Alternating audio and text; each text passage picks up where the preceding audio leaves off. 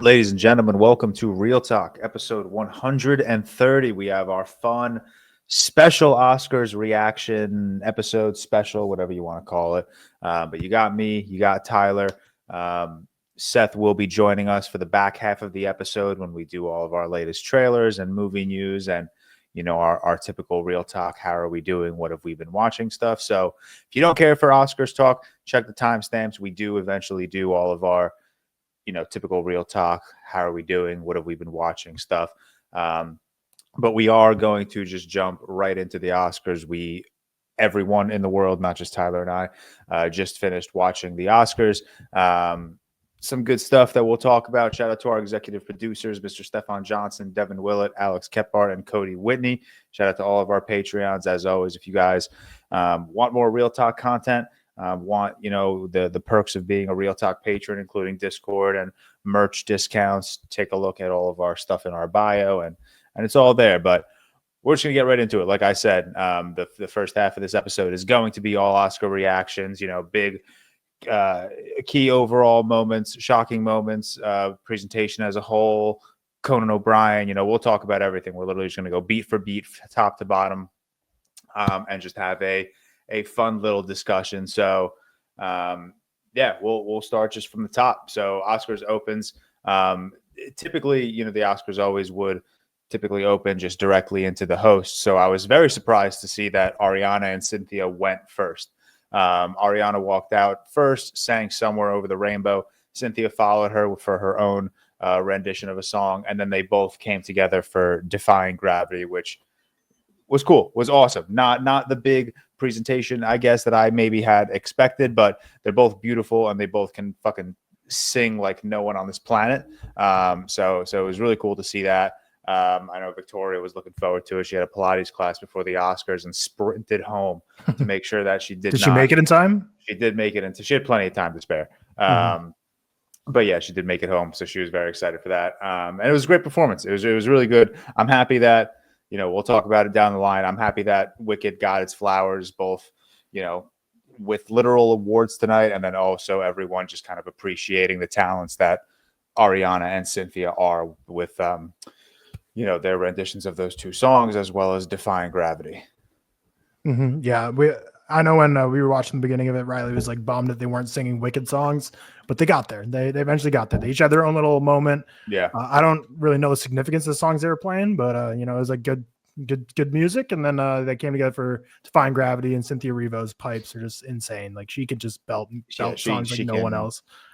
But yeah, it's cool. Like I don't know the last time I've seen the Oscars or any award show where it's like they don't just open up with the host with like a cold open or like a skit that the host is doing. Like just started right away with them singing together. Yeah. I was like, okay, this is different. Well, it opened with it was like an LA tribute when Ariana was singing Somewhere Over the Rainbow. They did that whole La La Land, Once Upon a Time in Hollywood, all of like the LA stuff. I don't know where Somewhere Over the Rainbow fits into play, but I'm not going to complain about Ariana Grande singing anything. I'm not trying to throw strays out, but the difference in singing between Ariana and Cynthia and then a couple singers down the line at the Oscars that we heard, just astronomical. Yeah. I'm not trying to throw strays. This is more of a credit to Ariana and Cynthia of just how fucking incredible they are at singing music. But Conan, we had Conan, first time host at the Oscars. I thought he was funny. He's kind of like maybe the perfect person to like host an awards show of such esteem. He kept it, I guess, kind of PG. He's literally just there to be kooky and make people laugh. He wasn't overly political. He was just there, crack jokes, get off stage. And he had some funny jokes. He opened with the substance reference, made the Carla joke. I really did not expect that. And then when he made the joke, I was even more surprised that the camera cut to her, which was crazy. It's so fucking funny. But he said, I wrote this one down because it was so fucking funny. He said, Anora uses the F word 479 times. That's more than the record set by Carla Sofia Gascon's publicist. Carla, if you're going to tweet about the Oscars tonight, my name is Jimmy Kimmel. That was a great, I don't know. There's just multiple moments in his Oscars with Conan O'Brien that was like, maybe you just, I don't even know. So that joke's obviously crazy out of pocket. It's also one of those, it's like awesome for film fans because no normie watching the show. No one knows what who Carla is. He made a couple jokes throughout the night that I appreciate. That was like, oh, that's cool. Like people only who follow award season are gonna like pick up on that. Everyone else is gonna be very confused. But then, I mean, maybe we'll touch on it later. But like then when he like said the Drake joke, it's like I was like, dude, is he just like how would any TV like this wasn't like a Netflix event? This is like live ABC. Like how is that? Allowed? Like how is that really loud? I don't even know. He called Drake a pedophile. Like that's literally more direct and intense than Kendrick was at the Super Bowl. Yeah. Kendrick didn't even say the word, and he was implying something. Conan just straight up said, like, Kendrick's gonna come out and call you a pedophile. That was so insane. So insane. Yeah, that was funny. Some of the Carla joke, I think, would have been extra funny if she wasn't there. But it was still hilarious that they panned the camera over to her. No, I think it made it more funny because it's so uncomfortable. Yeah. That was so fucked. I'm happy he made that joke. That was a funny, like, film Twitter coming together kind of joke. And then they also brought out Adam Sandler, which was just fucking hilarious. Chalamet is just so funny. And then he's saying, I won't waste time, which was terrible. But I guess, he couldn't win everything. That was his low point of the night, I will say. I really did not like that I won't waste time performance. But yeah, I thought he was good as a host throughout the entire night. I really did. I thought he was just kind of like, he did nothing to like stand out, in the midst of like, the Ricky Gervaises or even like the Ellen DeGeneres, monologue of like 2012 or whenever she did hers. Like those are like all-time greats for me. And he certainly wasn't like Joe Coy level dog shit. He was just kind of like good. He was very good. And I very appreciated that. I'm sure he has a writing team, obviously, that helps him as any stand-up person does. But I feel like his writing was some of the best I've seen. It's just like Conan himself is just never a guy who I'm like, I don't think he's like that charismatic. I don't think he has the greatest like flow to his comedy specials or his like monologues given. I don't think they really flow together the best. Like I thought Nikki Glazer's was probably better at the Golden Globes to me personally, but I think Conan's like what he was actually saying, like we're all like pretty much banger jokes. But just like his delivery, I feel like it was a little disjointed at times, but overall I think it was like a very strong host. It was just like Jimmy Kimmel was always like the safe pick, and Conan obviously made some super out of pocket jokes. So, and the thing is like he made out of pocket jokes that were like the Amelia Perez and Drake stuff is funny for us, but it's not like talking down to movies. Whereas I think the problem people have with Jimmy Kimmel is like he was like shit talking Killers of Flower Moon being too long and like Oppenheimer black and white, like stuff people were like, oh well, like don't shit on movies that we're here to celebrate. Like Nikki Glazer did that too, though. Remember she was at the Golden Globe. She was like, oh Zendaya, I loved your scenes in Dune 2. They were the only ones I woke up for, or something. That is true. Yeah, but no, I get what you're saying. Like that's what Joe Coy did. Joe Coy just like shit on every movie and got no laughs. And well, he shit on every movie and made it very clear he didn't see a single one. So like his jokes didn't really fully make sense. Like Conan, I actually think did watch the movies. It sounded like he did. So so shout out Conan. Very, very good job. Hosts are always very hit or very miss, and he was just very good. But that moves us into the first award of the night, was a supporting actor. Just Kieran Culkin's name was engraved on that Oscar 6 months ago. That was just the most expected win ever. There was no doubt, and I would have put my life savings on Kieran Culkin winning Best Supporting Actor. Yeah, it finally happened, and I think people who like Kieran Culkin are going to be like, yay. People who don't are going to be like, thank God I don't have to hear another one of his speeches again. But I like the speech. I like that little story he told about his wife and No, I like that too, but I think like his delivery, like the people who don't like him, it's still like very Kieran Culkin-y of his speech. But like funny speech. I enjoyed the end with his wife, and like you know what? Not my pick, but I think it's very deserved. I think as the award seasons went on, people like started being more mean about his performance, and I'm not in that camp. I think again, not my pick, but happy he won. Yeah, so certainly. I mean, we did this. We spoke about all of like what our picks are, obviously, when we did the ReelTok Awards. But yeah, not my pick. But there are a lot of not my picks that we're going to go through tonight that I'm not happy about. I'm happy Kieran Culkin won. I like him as a person. I didn't love his performance in A Real Pain. I don't think he was anything phenomenal. I've been on the side that I think Jesse Eisenberg is the star of that movie. And there was a part of me that really thought he was winning screenplay. We'll talk about that when we get there. But also for just this award, and kind of it leads into the rest of the night, is like Robert Downey Jr. introducing each nominee. I really liked how they were doing those of the segments with like the presenter kind of like talking individually about each one, especially when we got to like technical awards, like costumers and production designers that don't normally get their flowers. Like it was cool. But it almost felt like they were like experimenting a bit. So I hope they kind of stick with it, because I feel like sometimes like with I guess maybe it was only the acting awards. It was because it was Robert Downey Jr. and Divine Joy Randolph. It would have the one person say something about all five. Whereas like for the technical ones, like the costuming stuff, they had like one person from each film. I really like the one person from each film. I think that's super cool. Like I think it'd be awesome if for like introducing best actress, like Mark Adelstein is talking about Mikey Madison and like you know, I don't know, fucking Dennis Quaid or like some Margaret Qualley, obviously, but like Demi Moore, like having someone from the movie, I think would be cool.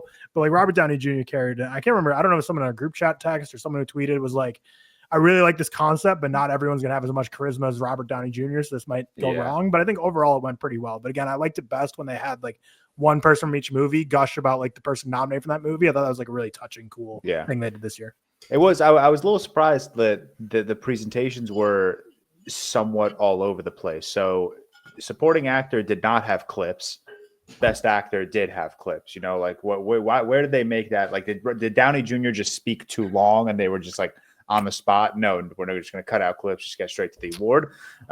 So that was very interesting. And then I thought, this is what I also thought, like the way they do like the 5 banners in the back with all the faces. I thought they announced that they weren't doing that. I thought they did too, but I think I guess confident they announced that. No, they announced it, but what they did was it last year or 2 years ago when they did that for the first time? Last year. But what they did is they had previous acting winners for each, so they had like 5 people go up there and say it. So like they did with the costume design. So I think maybe what they announced that they're not going to have 5 people up there and they're just going to have the one. Like Cillian Murphy talked about every best actor nominee, but still weird, because I thought when they said that they're not doing that, I thought they meant that just like none of it at all. And I think that's why the narrative started to be spun of like, oh, the return of clips. And that's the biggest loser of the night is fans of clips, because this award show lacked clips grievously. It was really I guess three of the 4 acting, not even 4 of them the acting category. There's some specific categories specifically when we get to them. I'll talk about them. That I'm like, the clips, either they play it or didn't play it, bothered me, but we'll wait till we get there. Yeah, like I'm pretty sure they played it for original song. Like, what are we doing? Yeah. But yeah, then we move into animated film, which was Flow. Which became the first Latvian film. I believe it was the first Latvian film ever to win. Yep, ever to win, right? Yeah, ever to win anything. Okay, this was a little bit of a surprising win. The odds-on favorite it wasn't like a strong favorite, but Wild Robot was kind of the expected winner here. Yeah, I would have liked Wild Robot. I know I'm a lot higher on it than you are, and I also haven't seen Flow. But I really adored Wild Robot. It in a perfect world with these nominees, I think Wild Robot should have been a 2-time winner tonight. I mean. I know I'm in the wild minority on both of them. Yeah, I'm a Wild Robot hater, but it's not like I actually hate the movie that much. It's just like I just think it's the least out of these nominees. Although I would rather have it win than like Inside Out 2, because that's just like such a boring pick. But Flow, like that, it's just like a cool pick, man. I feel like I saw someone tweet this too. It was like 2 years ago. I can't remember who it was that went up there and gave a speech about like people need to start taking, like Hollywood needs to take animation more seriously. I can't remember who gave that speech, but since then the 2 winners being The Boy and the Heron and Flow, again, not my favorite of either category. But I think those are like very cool wins for the Academy to choose those as the best animated features. Like in a world where like in the past they choose like Toy Story 3 or something, which again is a movie I've loved Toy Story 3, but it's like that's like kind of just like that's like an Inside Out 2 win. It's like, do I like the movie? Yeah, I love it, but it's like such a lame pick. Where it's like Flow, that's cool. Like first Latvian film, cool to see, and it's just like different than normal animation styles. So I was happy to see Flow's name called. Yeah, I need to watch it for sure. But yeah, great win. Fun win, which we don't get a lot of tonight. Animated short went to In the Shadow of the Cypress. Did you? Oh shit! Yeah, let me pull up our thing. I was going to ask if you watched any of the animated shorts. Was it you or I watched live action, some of the live action, but yeah, maybe that's what I was thinking. But yeah, animated short went to In the Shadow of the Cypress. The ReelTok Podcast is not mean to be ignorant, but we did not watch any of the animated shorts. Yeah, I should be going through this while we're doing this. I don't know what I'm doing. Our predictions, so we can count them up. Oh yeah, did anyone? So we all cooked with I'm Still Here. We'll get to it, but that's so cool. We haven't done this. We haven't gotten that far yet. So Kieran Culkin. Yeah. And what else have we done? Best animated feature film was Flow. So shout out to Seth. Only want to get that right. All right. And then short, none of us. In the Shadow. We had a 3 out of 5 chance, and none of us got it. We all fucked it because we all went with the cool titles. I'm surprised no one picked In the Shadow. Well, I think later on you picked. I think you made a pick in a later on category. We were just all guessing. You're like, oh, the title I chose, you're like, oh, it's too short of a title. They go for the longer titles. And In the Shadow of the Cypress, that's like the long title. So I was like, I swear I remember during our predictions episode, you were like commented, I think I picked Incident. You're like, not too short of a title. They always read long titles. So if you would have stuck with that here, you would have been, more won. correct. It's all right. Next time. Costume design, we'll move on. I see it right there on your screen. That went to Wicked. I'm happy. I'm happy that we can call Wicked an Academy Award winning film. I feel like it just, I don't know. It's like I'm happy. Like last year when Barbie won original song, even though it wasn't going to win anything else. Like it's such a culturally relevant movie, and I'm happy that we can like walk away saying like, okay, this movie that just hit massively this year culturally is an Academy Award winning film, and I'm very happy about that. It goes on, we'll talk about it later, but it also goes on to win production design, so it's a 2-time winner. But we could talk about that now. So the kind of 1 and 1. I'm going out of order basically, but Wicked wins costume and production design. It's fairly expected, I would say. I think production design, a lot of people maybe thought Dune Part 2 was going to swing in and steal it, and then costume design, I think everyone was locked into Wicked from the start. But yeah, I'm happy it won. You see so many behind the scenes of John Chu and the designers of Wicked, and you just it gave me such a massive appreciation towards the effort they put into making this movie. I know it wasn't very well received in terms of like the way the movie looked and its lighting, blah blah blah, but there's no denying the production and the costume design. They are very gorgeous. Yeah, and I hope I'm getting this stat correct, but was Paul Tazewell the first Black costume designer ever to win? Correct. Yeah, I think that's what he which is huge. That's awesome. And again, like that was Riley when the nomination was going. Like when Wicked goes, like, obviously she likes Wicked, but she's like, yeah, that's like true costume designing. I feel like in terms of costume designing, it's like Wicked and Gladiator 2 were like the two that are like actual like costume designing. Whereas I feel like, and Nosferatu too, I guess, but I feel like Conclave and like The Complete Unknown are more just like costume sourcing, just like finding the right thing for the time period. It's not really like designing a new thing or anything. There's got to be original and adapted costume design.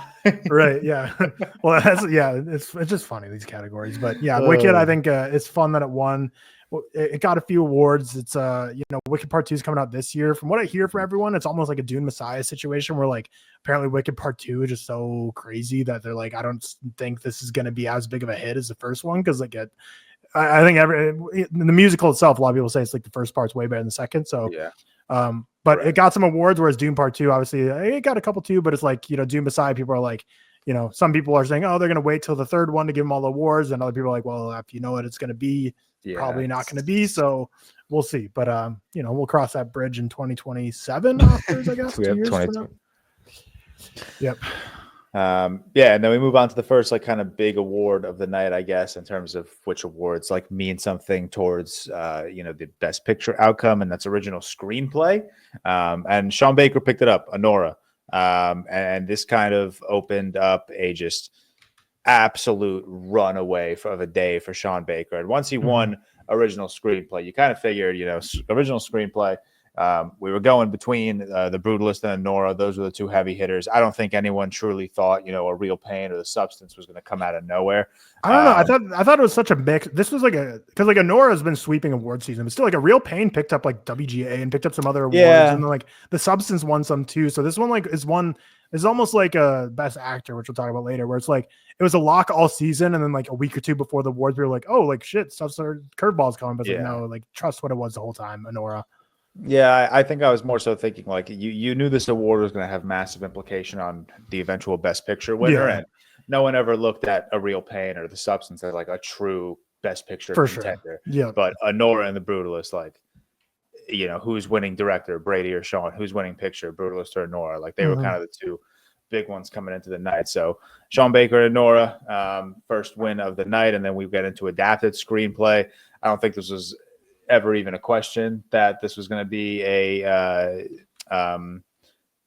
Jesus Christ Conclave win. I think for a while people thought maybe Emilia Perez was going to win, and then obviously all of the controversy with Carla came out, and we get a lot of like news from the Academy saying a lot of people are having trouble voting for Emilia Perez in several categories because of the controversy around Carla. So Conclave ended up taking that one home.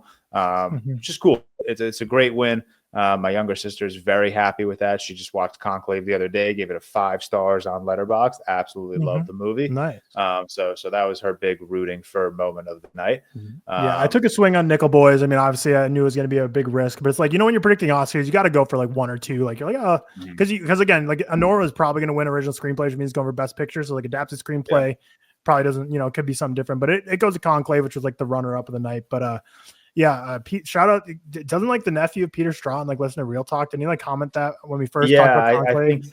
Which is like which is weird because I'm pretty sure I feel like Conclave wasn't thought of like as a massive awards contender when it came out, which is weird because it's an Edward Berger film, so it should be. But I feel like when he said it, we were all just like, "Oh, that's so cool! Like your uncle like wrote this film." But like, I don't think we ever realized at the time we reviewed it back in like October or whatever that this would be like an Oscar contender, much less like he'd be standing with an Oscar win. So like, shout out to you, Peter Strawn's nephew that listens to Real Talk. Comment below if you're still out there. But I swear I remember this. If you're still listening to the Real Talk podcast, hopefully you're clubbing tonight with Uncle Pete in LA or something. But I'm gonna try to find that massive W. Then we get into makeup and hairstyling, which was won by The Substance. I think that was a fairly expected win as well. A Different Man was in that category. I don't think anyone thought that was going to kind of pop through. Nosferatu is also in that category, which obviously would have been my pick, but it never had any steam coming into the Academy Awards. Again, I'm just happy Nosferatu got some flowers somewhere, but this was always going to be The Substance's W here. And, spoiler, this is the only award The Substance is going to pick up. We'll get to the big one down the line, but, The Substance does not go home empty-handed, but maybe did not pick up as many awards as it had expected. After Finn Pruden, by the way, on our original Conclave review, Finn Pruden 9819. He wrote, "My uncle wrote Conclave, big fan of the podcast, cool to see you cover it." And then someone replied, "Did you write the original book that it was adapted off of, or the screenplay?" And he said, my uncle's a screenplay writer." And then someone responded, "Bro's uncle just won a Golden Globe." So now someone's got to follow it up. If you're listening to this early in the morning Monday, try and be the first one to go and reply and be like, "Bro's uncle just won an Oscar." Bro, you're right there. You reply with that. Yeah, but like that's lame if it's me. I don't know. Bro's uncle just won an Oscar. So casual. Okay, so those are the first 7 awards, and then we cut for a fucking James Bond tribute. Just out of nowhere, man. For why? I'm so dumbfounded. Like, listen, I'm not complaining. I fuck with James Bond. You could have picked a significantly better group of singers to perform these iconic songs. But like, what was the point? It's not like we didn't even have a James Bond movie this year. They did it for Barbara Broccoli for producing James Bond films, but I guess that's the reason. Like, if you say like, why are you doing this? Is like, oh, Barbara Broccoli and Michael Wilson dropping out after decades of producing these franchises. But it's like it's like they're celebrating Bond, right? It's like, I don't know. Either do this after No Time to Die, or like, I don't know. It's like weird. They're just like celebrating like the death of a franchise because they go into Amazon, but very weird. It's like, if you're gonna do it, go all out. Like, have Muse, have Billie Eilish, have Adele, have all the original singers, and do like a medley. And then we'd be sitting here talking about like that might have been the greatest thing the Oscars have ever put on. Like having all the Bond intros. You open with Lisa and Doja Cat and Ray, who is terrible. Like Doja Cat. Well, Ray is good. Ray was good. Fine. I thought Doja Cat was better than expected. I thought Doja Cat was bad, but she's not a singer. So like, why are they hiring her to sing? Yeah, she's a rapper. Everything about that tribute was just so. It's extra weird because like Jimmy Kimmel, Conan O'Brien, the whole night was like, "I'm gonna keep us in check. We're not gonna waste time." And then they go ahead and do like a 12-minute unnecessary Bond. I don't know. It was so. And like, what was the Margaret Qualley thing about? Like, she just like stared at the camera for a minute and danced. It was. Listen, I'm not upset about seeing Margaret Qualley dance, but like, I just don't know the vision. Tribute. I don't know what the vision was there at all. For what they were going for. I would love to know what that boardroom was talking about when coming up with this idea. But I don't know. Conan brought up Bezos a lot. They had an Amazon skit, and then they have this. Yeah, Bond, that was funny. So maybe it's some like subliminal, like prepping the audience for like a Bond announcement coming soon. But this is just weird timing all in all. So yeah, that was like the moment where, because everyone up to this point was like, this is a perfect award ceremony. Like there's some unexpected wins. Like Flo is a surprise, but none of these wins are like people are like throwing a fit about. None of the presenters or speeches or Conan's been bad. But this is the first part people are like, it's not a perfect award ceremony because this is pretty ass right now. Yeah, very interesting. But then I guess Conan saves himself because he has that hilarious movie theater streaming bit, which like that genuinely was making me laugh. Like that was a very funny, like sometimes, hosts will try to like crack jokes or whatever and like try to relate with the times, so like, 2025, so many streaming services, whatever, movie theaters dying, blah, blah, blah. That was just like a perfect, like very funny, very like innocent, like bit to do. And I thought that was a good one to. Yeah, it was. I kind of like it. I feel like the bit would have been perfect if he would have had like teenagers be the person he's like showing it to, but it was still like it was like millennials. I feel like it was like I wanted to see like teenagers that were like vaping or like I don't know, doing a like whatever that freaking like huffing whatever those galaxy gases or whatever, like just like doing teenager shit. But he's like showing like 35-year-olds like, yeah, there's a movie theater. It's like, no, you gotta be showing like these teenage losers. But no, that was a very funny bit. The bits in general were all pretty well done. Like the substance bit to open it up, we talked about. I think again, this as a production for the show, I think obviously way more hits than misses, but I go as far as say this is like an A- production overall of how the overall night went. It was a great production, but I will say, so too many people are tweeting like, "Wow, are we finally having a good Oscars show?" Like last 2 years, last 3 years, even going back to like 2022, they've been fantastic. Last year we had I'm Just Ken. Yeah, 2 years ago with the RRR group up there. Like we've had some banger award shows and like they've been striking gold the last couple of years. But then we get back into a set of 6 awards. We start off with editing. Sean Baker for Anora. That's his second award of the night. His speech for that was really funny when he was like, "This movie was impossible to edit together. That director should never work again." Which is a funny joke for 2 reasons. Because one, to the casual viewer who doesn't know who Sean Baker is, they think he just threw a crazy stray to some. Riley asked me, she's like, "Who directed it?" I'm like, "Hey." Yeah, like, oh, that's funny. Okay. Like he did, yeah. And then this people like us who know who Sean Baker is, it's extra funny because it's like, oh, he's just clowning himself real quick. But this is when it kind of locked because like he coming into the night, it was like he had the chance to win 4 Oscars as one person. We talked about that in our prediction episode. It would be a record for one person to win for one movie in a night. And this was the biggest wild card. Everyone knew screenplay. If screenplay happened, then picture was going to happen. What's the other one? And then director would probably follow. Like those 3 are all very strongly correlated, but like still you could easily see a world where like Anora gets picture, director, screenplay, but it doesn't get editing or something. So this is kind of like when people comes out of nowhere and wins. Yeah, when this happened earlier, people were like, "Oh, okay, so this is like he's getting his record. It's happening." This is where it's like this is happening. Like wrap it up, turn it off. You knew it's happening. Supporting actress Zoe Saldana is simultaneously like the most expected thing ever, but also like slightly a surprise. Obviously, she completely swept SAG, the BAFTAs, Critics' Choice, Golden Globes. Like she won every supporting actress award under the sun. But again, at the same time, I carried a lot of weight in those reports that said, Oscar voters are struggling to vote for Emilia Perez. I was hoping it wouldn't affect Zoe. I don't like her in this role. I don't think she should have won, but I'm happy, the unfortunate nonsense of her coworker or co-star did not like deter her from winning an Oscar. If she had lost this Oscar, I would have much rather it have been because the Oscar voters just saw someone better, and not because of her co-star.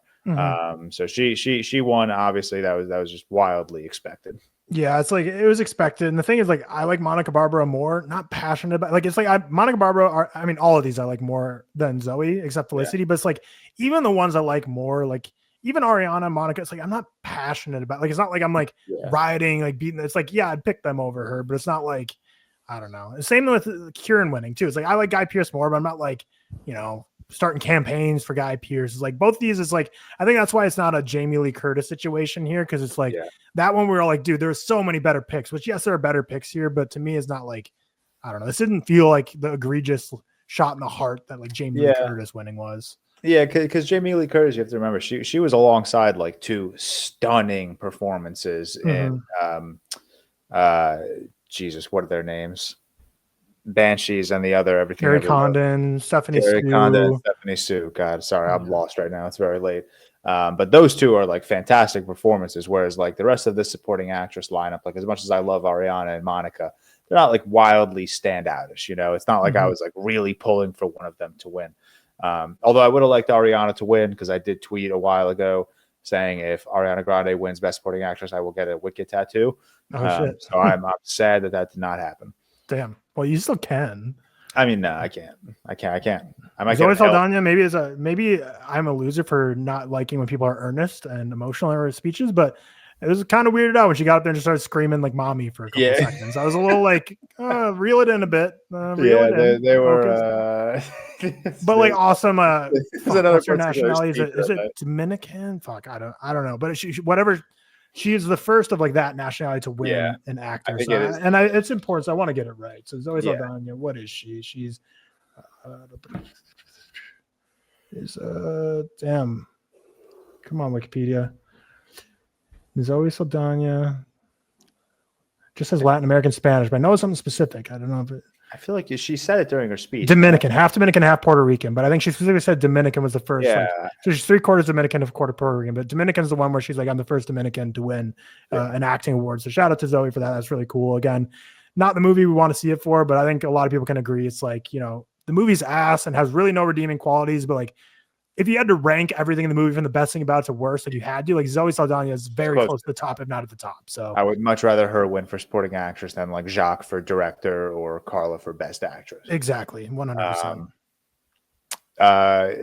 That was not the only award Emilia Perez picked up. They also took home original song for El Mal. They were a double nominee in this category, but they did win for El Mal, which makes I should have pulled up her name, but one of the nominees has now lost 16. Diane Warren. Yep. Diane Warren has now lost 16 original song awards. If I were her and I were ever nominated again, I'm not attending the award show. I mean, I don't even know. I don't remember seeing her. I think she was in the crowd, but yeah, it's like this is like one of the worst collections of nominees ever. So we have terrible. So I obviously saw Emilia Perez and immediately left my brain afterwards. But when they're showing the clips of these songs, like Riley hadn't seen it, and when she heard like Selena Gomez's "Mi Camino" song, she was like, "So bad, that dude. Is awful. It's so bad." Even I said the same thing. I was like that. I was like that one clip is so unbelievable, and it's annoying because none of these nominees are like standoutish. I love Elton John. I didn't watch the documentary, but like Never Too Late, I don't think is that great of a song. But like, fuck, man, Miley Cyrus for The Last Showgirl, like that was such a standout of the year for me. And like that's one where I'm like genuinely like frustrated that she not only didn't get a nomination, but she didn't even win. And we're giving it to fucking El Mal, man. Oh, hey, man, I'll still stand by it. The beat of that song still kind of goes crazy to me. Like it's at least way better than Mi Camino. But like the Journey or Like a Bird from Sing Sing would be cool. But like just to see Sing Sing win anything, I would have liked. But the Journey again from a movie about women sorting mail for the military. It's like these are just what are these nominees? Miley Cyrus is right there. I know you're not Trent Reznor and Atticus Ross head, but I think even you could be like, there's still a more interesting choice than like two Emilia Perez nominations. I can get behind that. Absolutely, you are correct. Yeah, because I mean, Mi Camino was like when I heard that, I was like, it's a very mediocre song, and then when she says Mi Camino specifically, it becomes the worst thing I've ever heard in my life. So dog shit. But I was like, holy shit. But yeah, speaking of Miley Cyrus, when she came out to present one of the awards, like Riley was microwaving mac and cheese, and Riley loves Miley Cyrus more than anything, and she was like screaming trying to get the mac and cheese out of the microwave, like running back to the room as fast as she could, and she kind of missed most of it. But yeah, shout out Miley Cyrus for showing up even though you weren't nominated.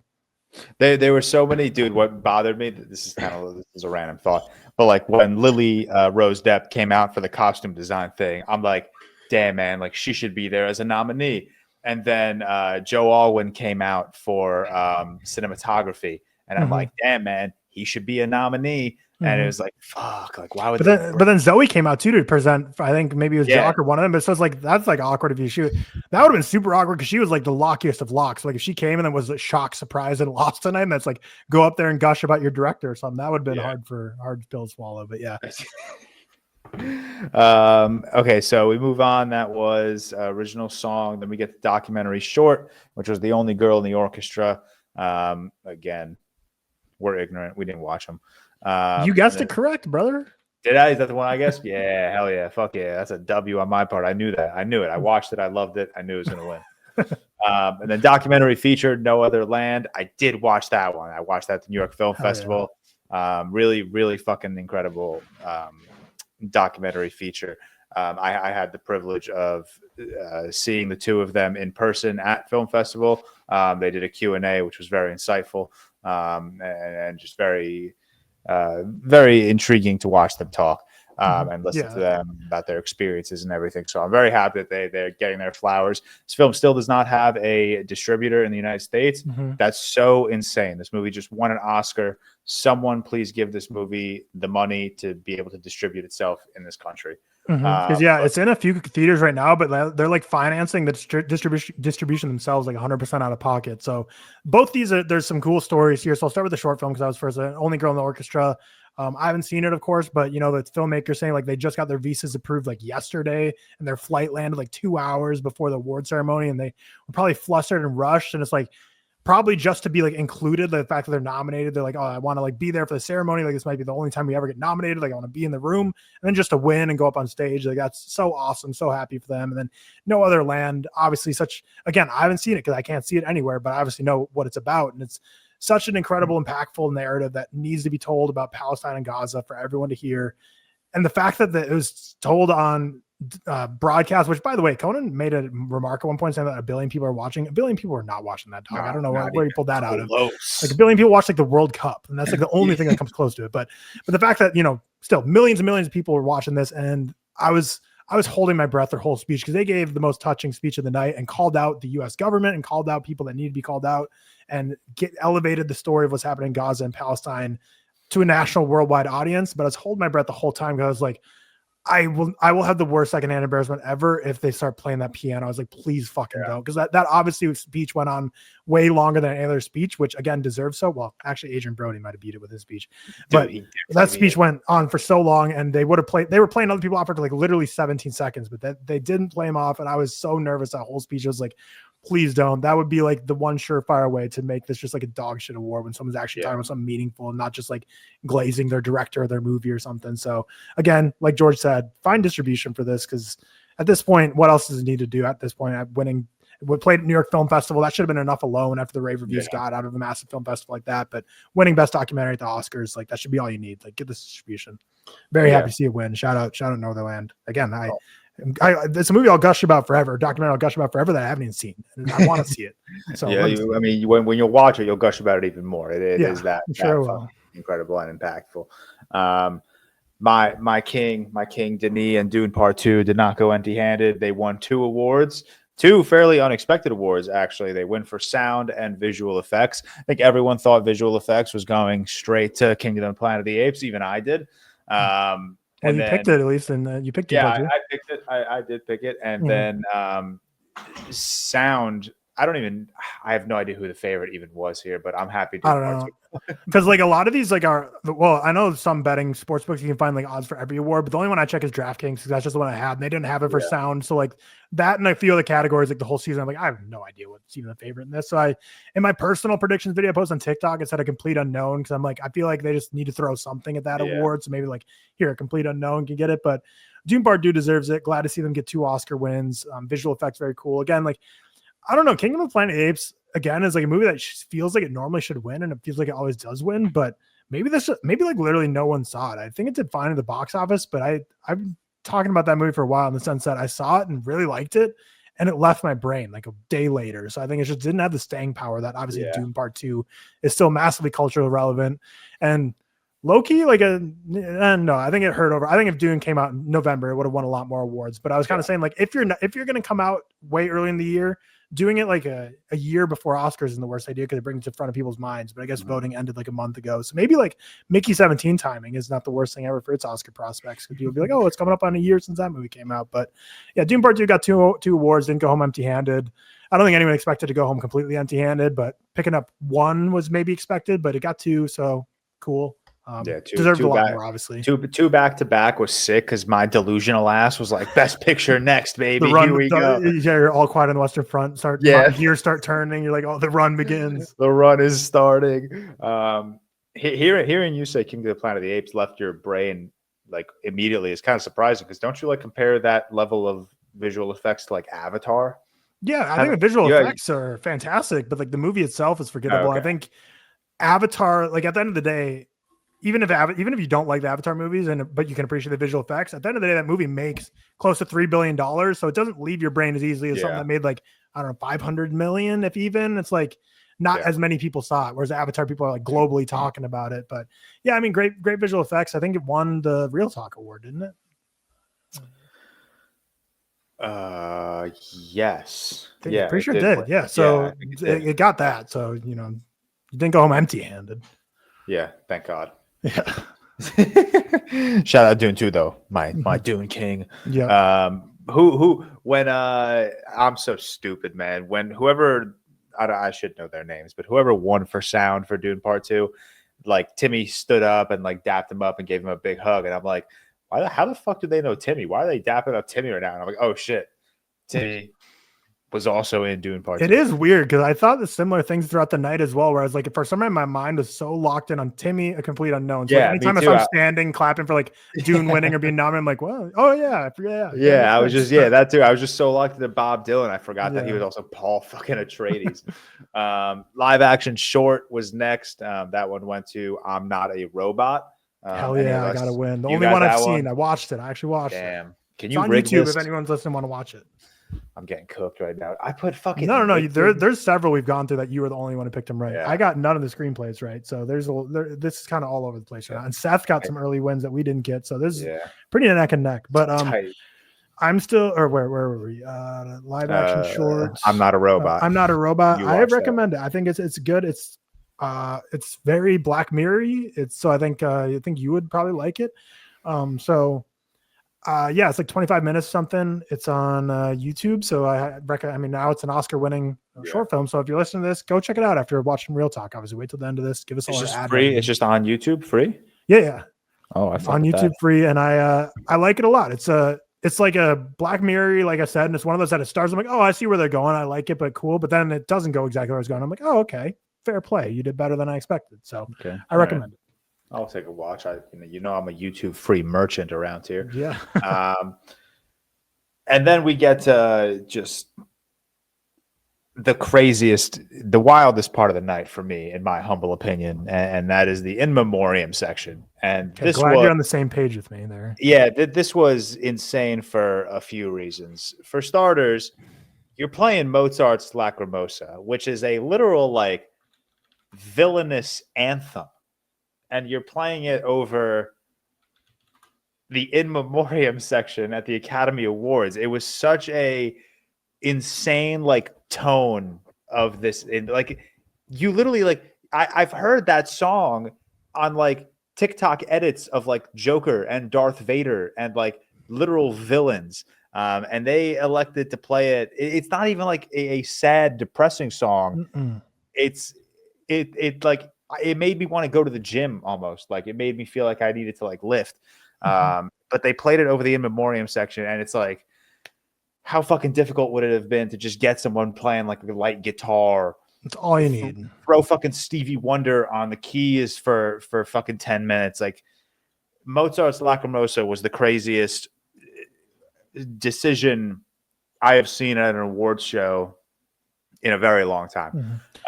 One of the worst in memoriams I've ever seen. I don't know what award show was, but I know sometimes like when they have live singers that like try and do too much, like they're trying to embellish their voice a little too much. That's when I'm like, that's the worst cringy to me, because like don't take away from the segment. So all you need is, like you said, a light guitar. But this song, like someone tweeted, they're like, why does it sound like they're about to like resurrect these dead people? With music? Like, it was ominous as hell. Not the vibe at all. I thought it was just horrible. And then the in memoriam as a whole, I thought.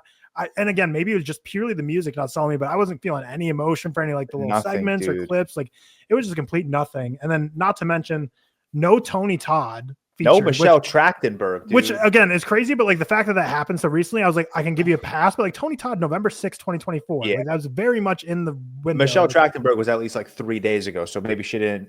Right. Well, because like that's with Gene Hackman. Like they didn't have him in the in memoriam, I don't think, but they like gave him in the pre-speech before. So I think that was their way of being like, we already got the segment done, shit, but like we got to obviously talk about it. Couldn't throw, but like it's Michelle David Lynch Trachtenberg, is like one of the most influential directors in history, and you give him like a 7-second little bite. 6 second, nothing. This was not even like a bad sound bite of him talking, like nothing. Just his ReelTok Awards crushed it. We killed it with David Lynch tribute. And like I knew the thing is we didn't do a full in memoriam because one, like I would never make Mateo do that. There's such a big task, and I feel like we're just not the right people because we don't have the ins of the film industry to know all these important people that are like the background people, like the costumers, production designers, that all deserve to be mentioned because they're industry legends. But the average Joe is not going to see a Variety article when they pass away. So like we would never be able to do justice to everyone. But it's like, again, like I say, we wouldn't do justice because like the Oscars will do it better. But like that was truly bad. Like that the vibe was wrong. They're missing people that are nothing about that was emotional. Yeah.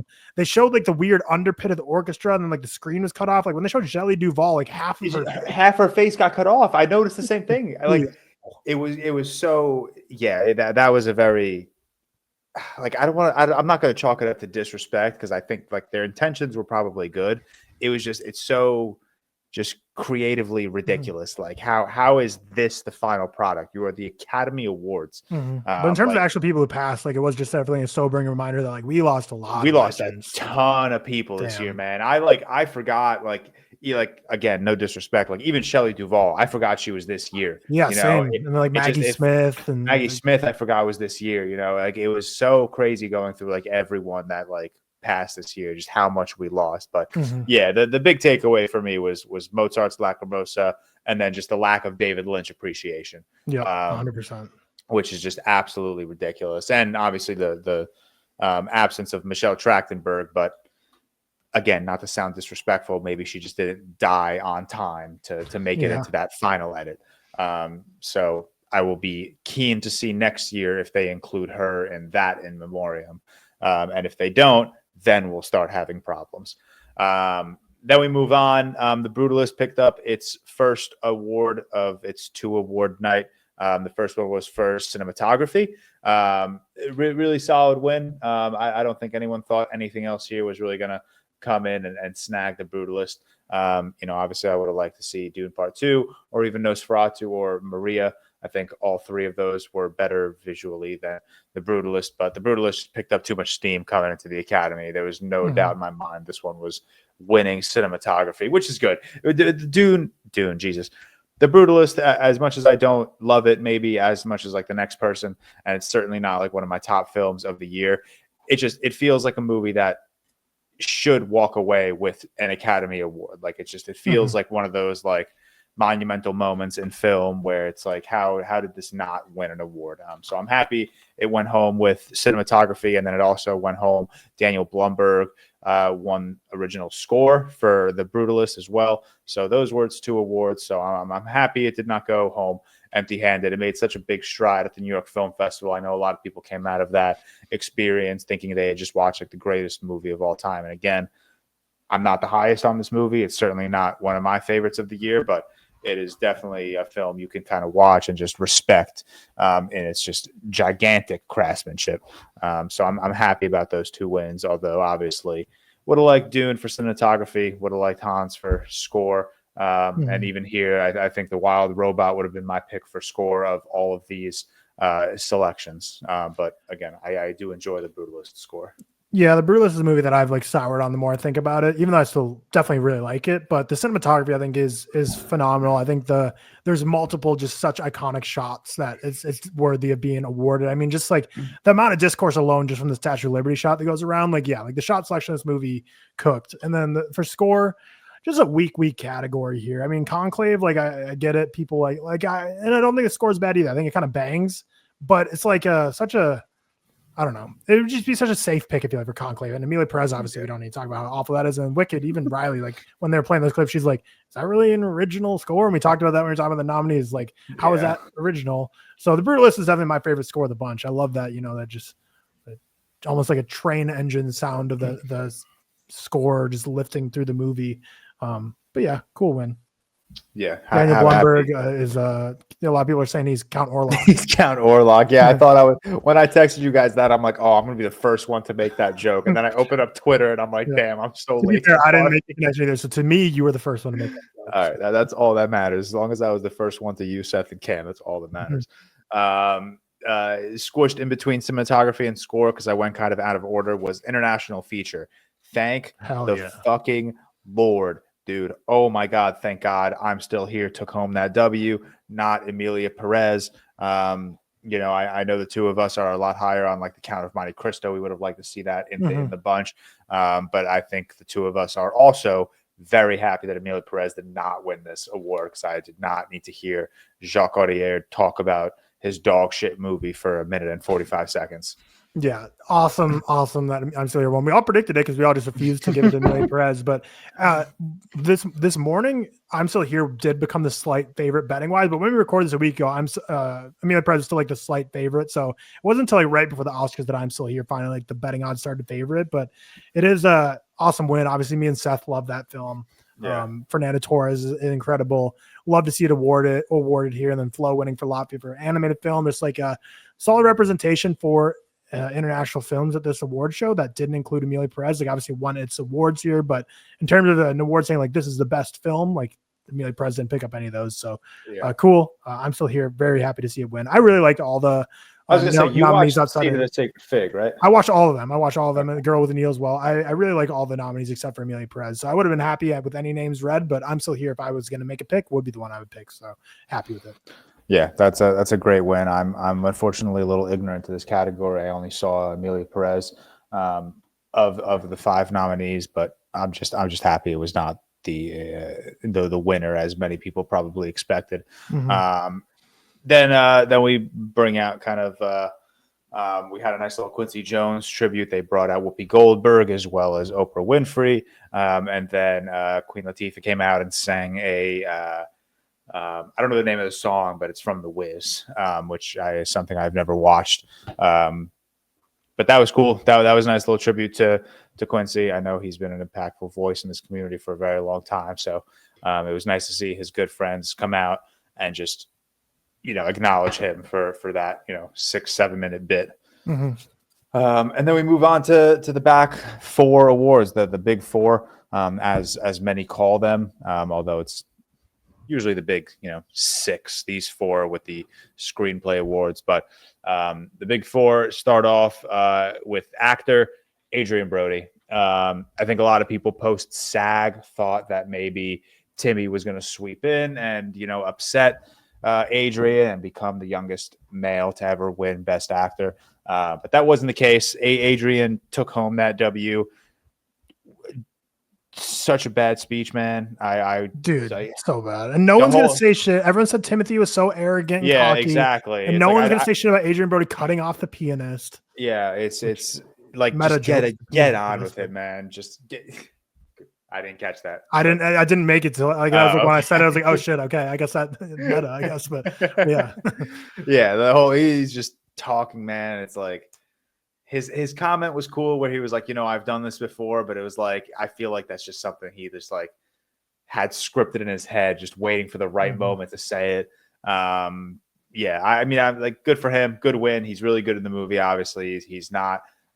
He's not my particular pick in this category. I would have preferred Coleman or Timothy over Adrian Brody.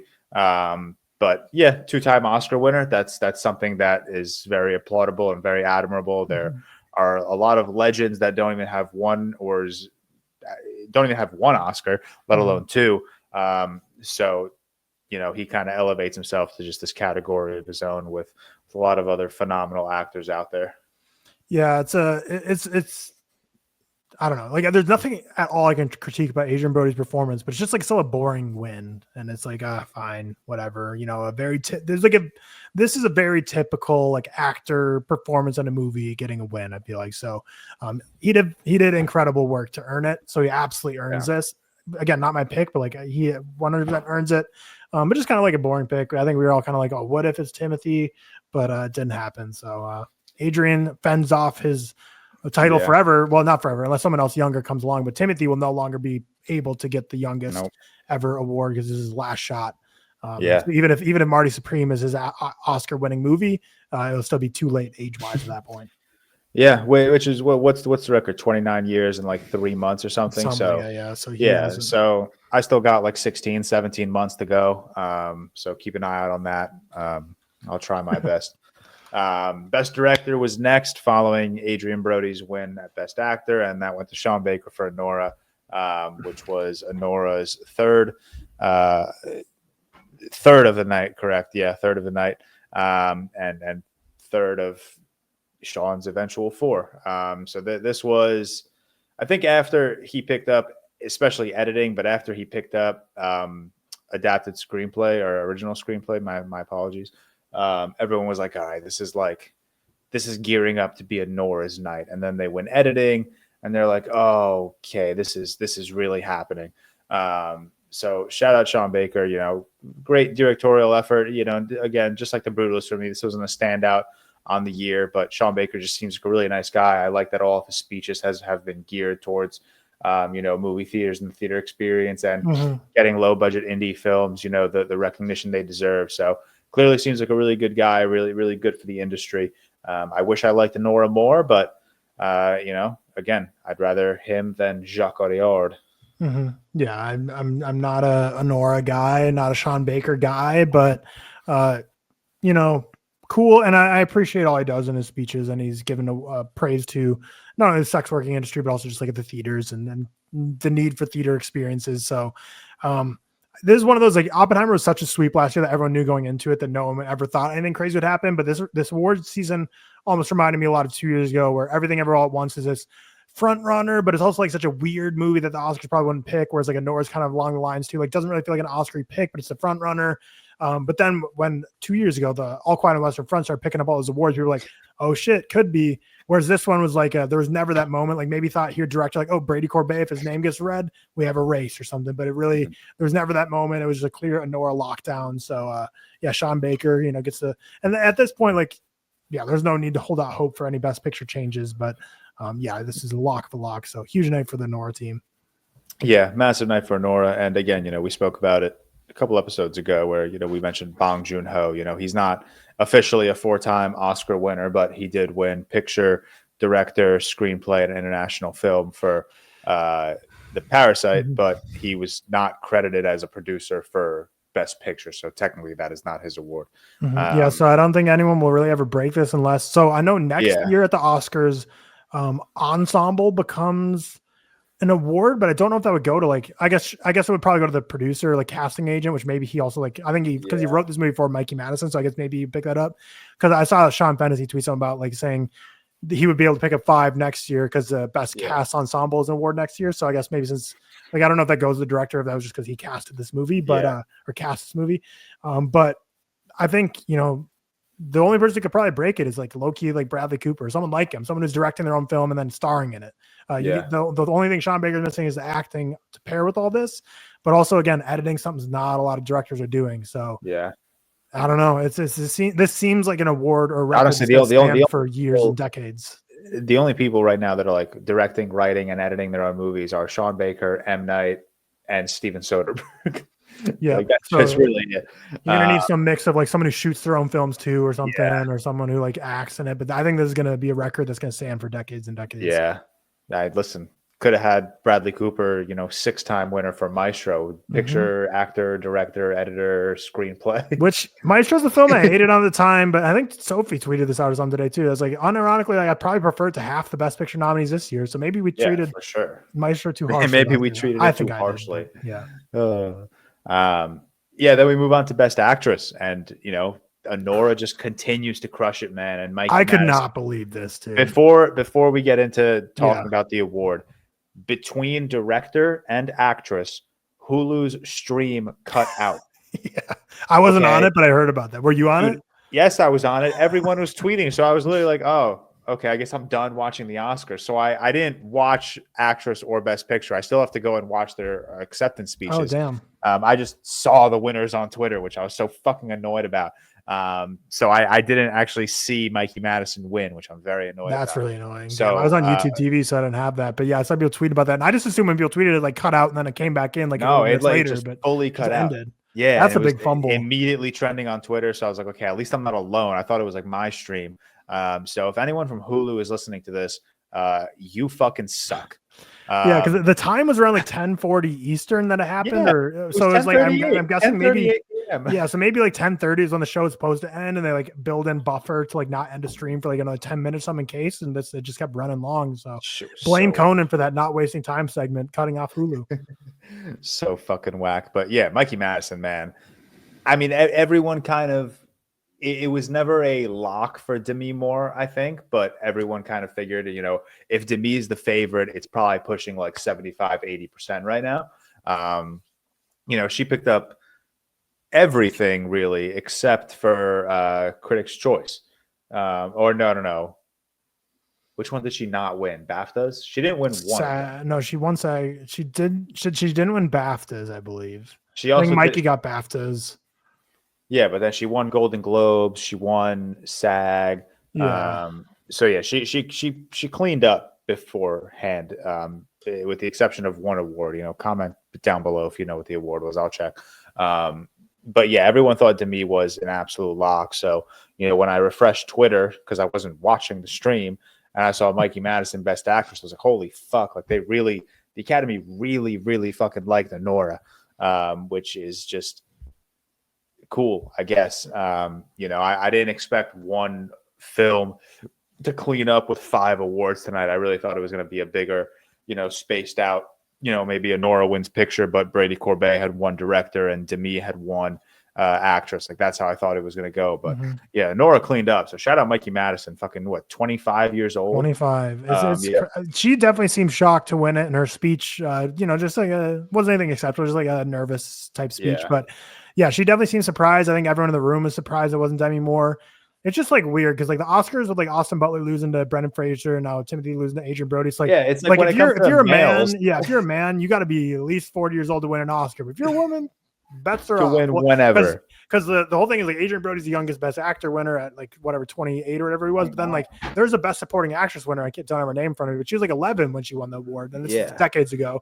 But yeah, for women, it seems like they're like cool with any age, but men they have to like earn their keep or something. It's weird. But Mikey Madison, big surprise. I was really shocked that they went with it, but I don't know. It's a bummer. Obviously, Fernanda Torres is my pick. She was never going to win. She did win the Golden Globe though, but Demi Moore, like, just a bummer. This was, you know. She was also like everything like looked so perfect for Demi. Like she was like dressed in like full like this really like glittery like diamond-esque outfit. Like she looked like a trophy herself. You know, it was like gearing up for this very like emotional resurgence speech. And it's weird that she didn't win because like the Academy loves people who just give good speeches, and that's all she's been doing the entire season. Like there was not one speech that missed. Like she's really pulled up to these speeches as just someone who is just so genuinely appreciative of winning these awards, not someone who's like, oh, finally, you know. So in that sense, I was a little surprised because the Academy loves a good speech, man, which is also why after SAG, I was like, oh, you know, Timmy gave, you know, a really good speech. Maybe that'll be enough to throw him overboard, but it didn't. And yeah, so we got Mikey Madison as Best Actress, which is kind of crazy. I liked when I should have mentioned this when we were talking about Sean Baker for director, but I really liked when Sean Baker was like, you know, thank you, Quentin Tarantino, for Once Upon a Time in Hollywood. Otherwise, Anora probably wouldn't have existed. Because I know a lot of us on film Twitter were always talking about like, you know, that was the big break. That's when, you know, all of these directors, like shout out Quentin Tarantino for putting Mikey Madison on the map. And like sometimes I think to myself, I'm like, oh, you know, did he really do that, or are we just kind of saying he did that? But it's cool to hear like Sean Baker actually be like, yeah, like you put her on the map. Without you, Anora probably would not have existed. So shout out Once Upon a Time in Hollywood. And then we move on to Best Picture, and you know, clean sweep. Anora 4 for 4. Or not 4 for 4. They were nominated for more awards. I'm sure. They didn't win everything. Like obviously Yura didn't win. For supporting, and that might be the only thing that they were nominated for that they didn't win. To be honest, like that's the only thing they're nominated they didn't win. So 4 for 5, and you know, Sean Baker makes history going. You know, like we said, first time anyone has won 4 awards for one film: took home picture, director, editing, and screenplay, original screenplay. So really cool win. Really cool win. Again, you know, obviously this is you know, I don't think I'm out of pocket to say this. I think this is just an overall weaker Academy Awards season. You know, I don't think the hardest hitting films were unfortunately nominated for all of these awards that we had to follow for the last couple of months. And, for me personally, it just kind of culminated in a very boring Oscars show. There were a couple of surprises, including like Mikey Madison and Flo winning. And it's cool that Sean Baker did make that history. But, I've been very critical this year. Some of the best movies of the year in my mind just weren't, given their proper flowers. Furiosa, which, one of both of our top films. I loved Hitman as well. We both love Trap. Unfortunately, not typical Oscars awards darlings, but for me personally, I think this just ended up being a pretty lazy awards season. It was really like the first awards season for me where I just didn't feel like engaging. Like last year, if you go back, I was posting so many videos about like who I think should win, who, whatever. And I was even talking so much on Twitter. But yeah, this award show, it never got that out of me. It never made me excited to talk about it. So, another Oscar season's come and gone. Now we got 2026 Oscars to look forward to. It's time to reset. And we'll see. Mickey 17, Best Picture, I hope. Yep, and I've officially gone back-to-back years of leading the way at the predictions. 17 both years leading the way. Seth started out strong, but this stretch of these technical awards, he didn't get any of these, which really hurt. But me and you did very well, 17 and 15. You came in last place last year, so very much stronger showing this year. It's a good work. Thanks, man. What was the big differentiator, I guess, that I got that you didn't? I guess Anora for editing. Almal for song. Yeah. I'm Not a Robot for short film. But then the screenplays I didn't get either. So, close race. But yeah, it's Anora, one of the weaker wins for me. Not the worst win that's happened in the last 10 years, but interesting award ceremony for sure. It's I think overall it went very successfully. A good blend of expected wins versus surprise wins. Again, to me, the biggest surprise is still Mikey Madison winning. It seems like that's probably like Demi Moore's like last shot. And it's like one of those, it's gotta be such a discouraging loss too. Cause like she put so much physically and emotionally into that film and performance. That's like, it's almost like with Bradley Cooper and Maestro, where it's like, you're just kind of left being like, how much more is there like left to give? Like what do I as a person have to like give that's more than I've already given to like win one of these? So just unfortunate, but clearly the Academy loves Anora. And I hope it's not. I hope it's not discouraging for Demi Moore, because I also sit here and I'm like, I hope it's not discouraging for like Pamela Anderson, who also had like a career kind of resurgence performance in The Last Showgirl, and I hope they don't like. I mean, obviously everyone wants to win an Oscar, but I hope they don't take it seriously enough where it's like, oh, I didn't win an Oscar for this role, I should stop trying, because they are, stunning, and they're incredible women, and I really hope this isn't the last we see of them all because of one simple award season. Like, especially in the case of Demi Moore, like, you're still a Golden Globe winner, you're still a SAG winner, you're still a BAFTA winner, Critics' Choice winner. I know she lost one of those, but I'm not remembering which one. But even Pamela Anderson, she puts on a career almost best performance in The Last Showgirl, and I hope this is not the last of these two that we see, and I hope it's not the last of either of these women in awards season, because Pamela was nominated for SAG, which is fucking awesome. So I'm happy she was involved in one of the big award shows. Mm-hmm. But yeah, I think that's all the comments I really had. I feel like, well, I guess you didn't see that end of the award show, but I feel like they definitely knew they fucked up in a way of going over, because basically like right after Best Picture, the speech ended, like Conan was like, "Thanks for watching, good night," and it's just like the show ends. Like it just like there's no outro, no thank yous. They're just like, all right, bye. And it's stream ends. So that's so funny. Yeah. Well, I remember in our first half of the episode we already recorded, we didn't have a bait comment until the end. So comment down below what was the most surprising win of the night. And if you see someone has already commented the one that you said, like someone says Mikey Madison was a big surprise, don't just thumbs it up. Well, thumbs it up, but also comment again. Mikey Madison was the biggest surprise of the night. Like anything you think, just comment it. We haven't had a video get a lot of comments forever. Let's get this one over 100, but you can't comment more than once. This is a team effort. But yeah, so comment down below. But yeah, Oscars, it's always sad because like you look forward to it, and it's such a fun night of like the film community coming together. Everyone looks forward to it, and it's just like tomorrow is just like a eerie silence. It's like, all right, now we kind of wait. So I don't remember what the movie was that initially came out immediately after Oscars last season, but this year we got Mickey 17 right away. So this will long be in our review mirror, and we'll be looking forward ahead to next year. And I'm sure we'll already start hearing people chatter and talk about, who's their pick already to win for next year. So yeah, sad though. The Oscars are always such a fun milestone of the year. It's like at this point in my life, it's like more of a. I used to be so depressed when football season ends. I still am because I love football, but the Super Bowl happens, and I'm like, the Oscars are more of a bummer because you look forward to it, So, well, I don't know. Next up, we can look forward to the award season kicks off again with the fourth annual ReelTok Awards. Will it be? Yeah, fourth. So we'll kick off the awards. Don't worry, guys. We'll be back. We'll kick off the award show next year. Get it ready. Yeah. I don't know how to transition, but we recorded the second half of this podcast this morning, so take it away, George, again. All right, moving on. We'll do, how are we doing? What have we been watching? We'll get back to the status quo of the ReelTok podcast. Tyler, we'll start with you. How are you doing? What have you been watching?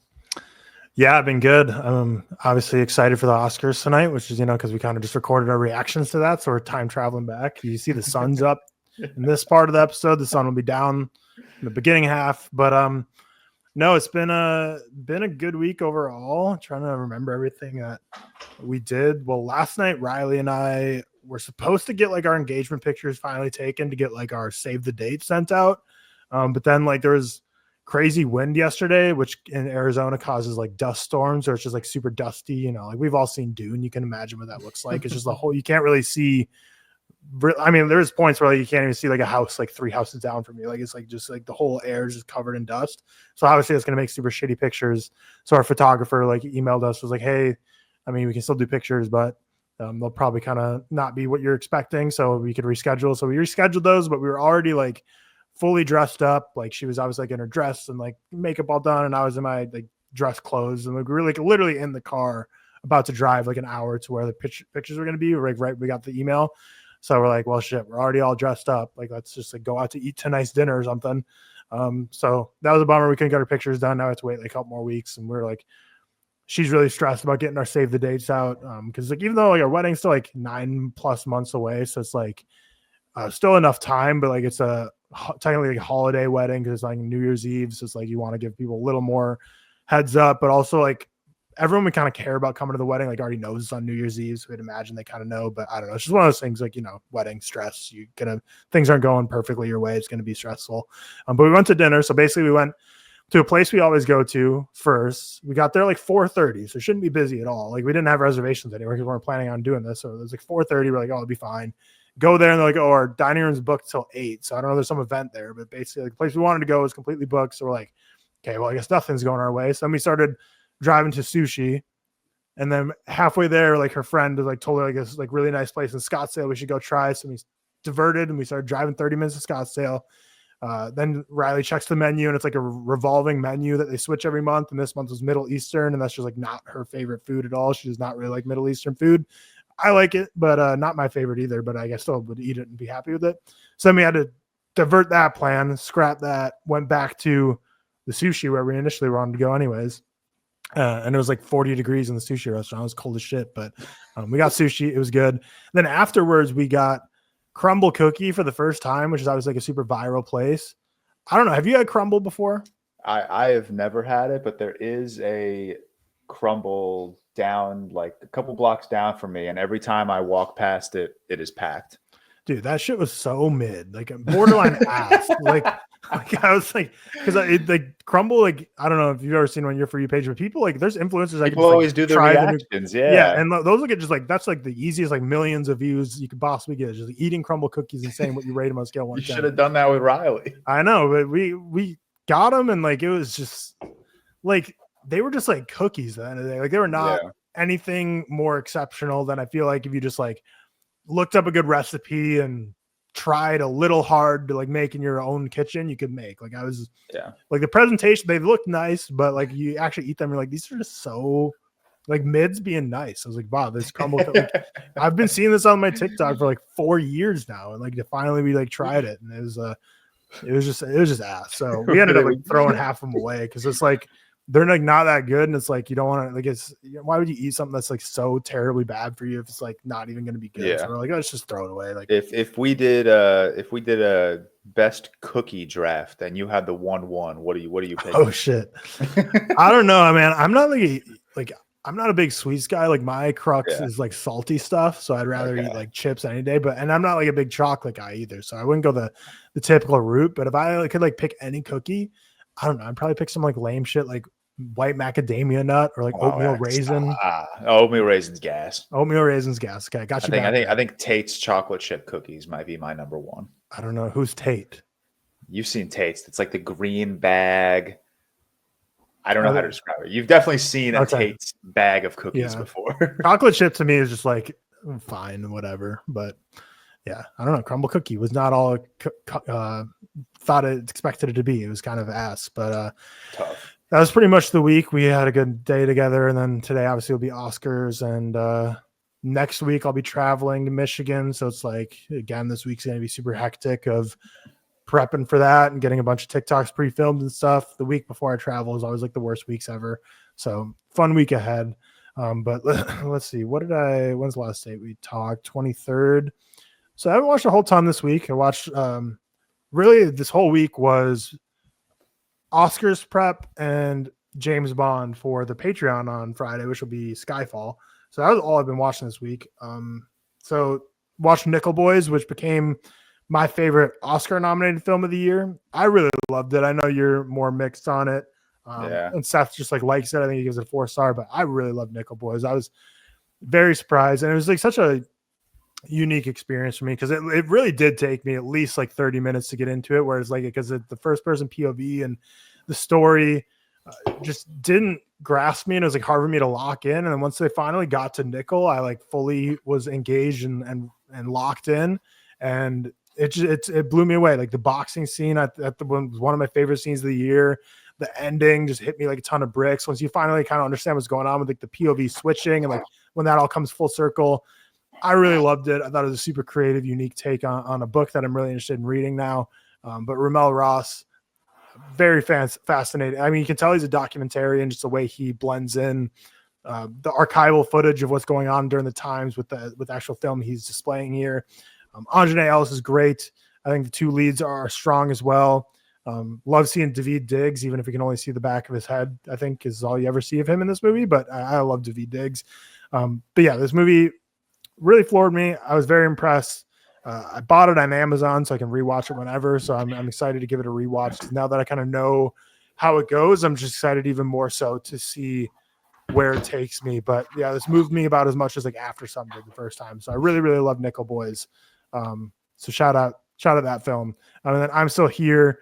I mean, obviously you'll know the results of the Oscars at this point, but I really hope this can please just win international over Amelia Perez, which we all predicted. So there's no way. All of us refused to unfortunately predict Amelia Perez. So if it happens, we all kind of got the point there at least. But there's Seth. Hello, Seth. Hey. Hello. But yeah, I'm Still Here. Really love that. Fernanda Torres is great in it. So yeah, again, we like you already know the results of the Oscars, but if she was surprise wins Best Actress, I'd be very happy with that as well. I think that'd be who my pick would be. I kind of changed from Demi Moore and Mikey Madison, but the reason like I still would kind of really like more Madison over this performance, even though I picked Fernanda Torres, is those are kind of more like unconventional Oscar picks, whereas Fernanda Torres delivers just like the best like emotional actress performance of the year, in my opinion. But like I think it'd just be like a cool pick for like the Academy to go for like the substance body horror, or like Mikey Madison, a way younger actress than they normally go for, doing such a physical, visceral performance. But then I had to finish the international feature films. So I watched The Seed of the Sacred Fig, which George, have you seen that? Because I think that was at New York Film Festival. It was at Film Festival. I had tickets to go, but the screening was at like 9:45 p.m. And it is a long movie. It's almost 3 hours long. It's like 2 hours 45. Not to do that. But yeah, that movie didn't all work for me, but it's kind of like a miracle of a film how it was even made. Because like basically the director is like notorious for he's been thrown in prison numerous times for his films from Iran. So this is no different. He basically filmed this whole thing in secret. And the movie itself was very good, but the final hour was phenomenal. Like the final hour was literally more tense and thrilling than any horror movie I've seen in a long time. I was just holding my breath the entire time and incredibly suspenseful. So like a very good movie with an incredible final act. Then I watched The Girl with the Needle was the last film I watched that night, and I started at like midnight. That movie is disturbing and unsettling and unnerving, and not something I wanted to be watching right before bed. But that movie is insane that it's nominated for best international film. Like, because we always talk about like the Oscars picking such like boring, safe picks, and it's like in a year where they pick Amelia Perez, which is such like a wild film for them to pick for different reasons, and that's international feature film rated. Then you have this where it's just like, damn, who in the Academy watches and like nominate? Like, I'm happy they did. Like, this is a good movie, but it's like so bizarre and unsettling, and just you watch it and you just feel something completely different than anything they would ever select. So cool that it's nominated, but not my favorite of the bunch. I would go I'm Still Here 1, See to Take a Fig 2, Flow 3, Girl with a Needle 4, and then a big drop off 5 would be Amelia Perez. And then that kind of wrapped up my Oscar watch. I've now seen every single feature film nominated for an Oscar except Alien Romulus. The only reason for that was just to talk to people. They basically were like, if I've only seen Alien and Aliens, like if the only reason I'm going to watch is just like tick a box for a one meaningless like visual effects nomination, then there's no point of watching it if you could just like wait until you just like actually just watch the rest of the Aliens movies and lead up to it properly. So that's the only one I'm holding off on. But then dove into James Bond, which George and I just finished talking about, but patrons will be able to hear on Friday our review of Skyfall. But to lead up to that, I rewatched Casino Royale. It was like the third or fourth time I watched it. Such a fantastic movie. Just immediately from that opening scene, the black and the white, the Dutch angles, James Bond getting his first 2 kills. You just know you're in for an all-timer. And then leading up to the very end where he's just like completely broken by the end of it. And you're like, okay, welcome Daniel Craig to this franchise. But yeah, 4.5 for me. Love it. Then went into Quantum of Solace and didn't really care for it. I think they just kind of rushed the movie. It was like a shorter movie. It's like, it just really felt like they just had to throw something out there to lead them into Skyfall, which is what George and I was talking about on Friday. But I obviously think that's quite incredible. And I want to finish running through it. You know, I'd seen No Time to Die before. I've never seen Spectre, so I got to do first watch Spectre, but watch those two. And then George and I kind of talked about this on Patreon, but we'll float it to people listening. So we kind of thought once the next James Bond is announced, which will probably be in a couple months or so, I'd imagine, then that means the first movie will probably be in like 2-ish years or something from now. It'd be cool to do like a Road to James Bond like series. It's not like every week or maybe even every month, but just kind of like, you know, once in a while leading up to the first Bond, Road to James Bond. Like we'll go through all the Craig movies, go through all the Brosnan movies, and just kind of work our way through the Bonds. We talked about on the Patreon, maybe doing like a ranking of like the Bond intros for like the theme song with the intro credits. So all kinds of fun stuff we could do with all the different James Bond lore and franchise films. So if you want to see that, let us know in the comments down below.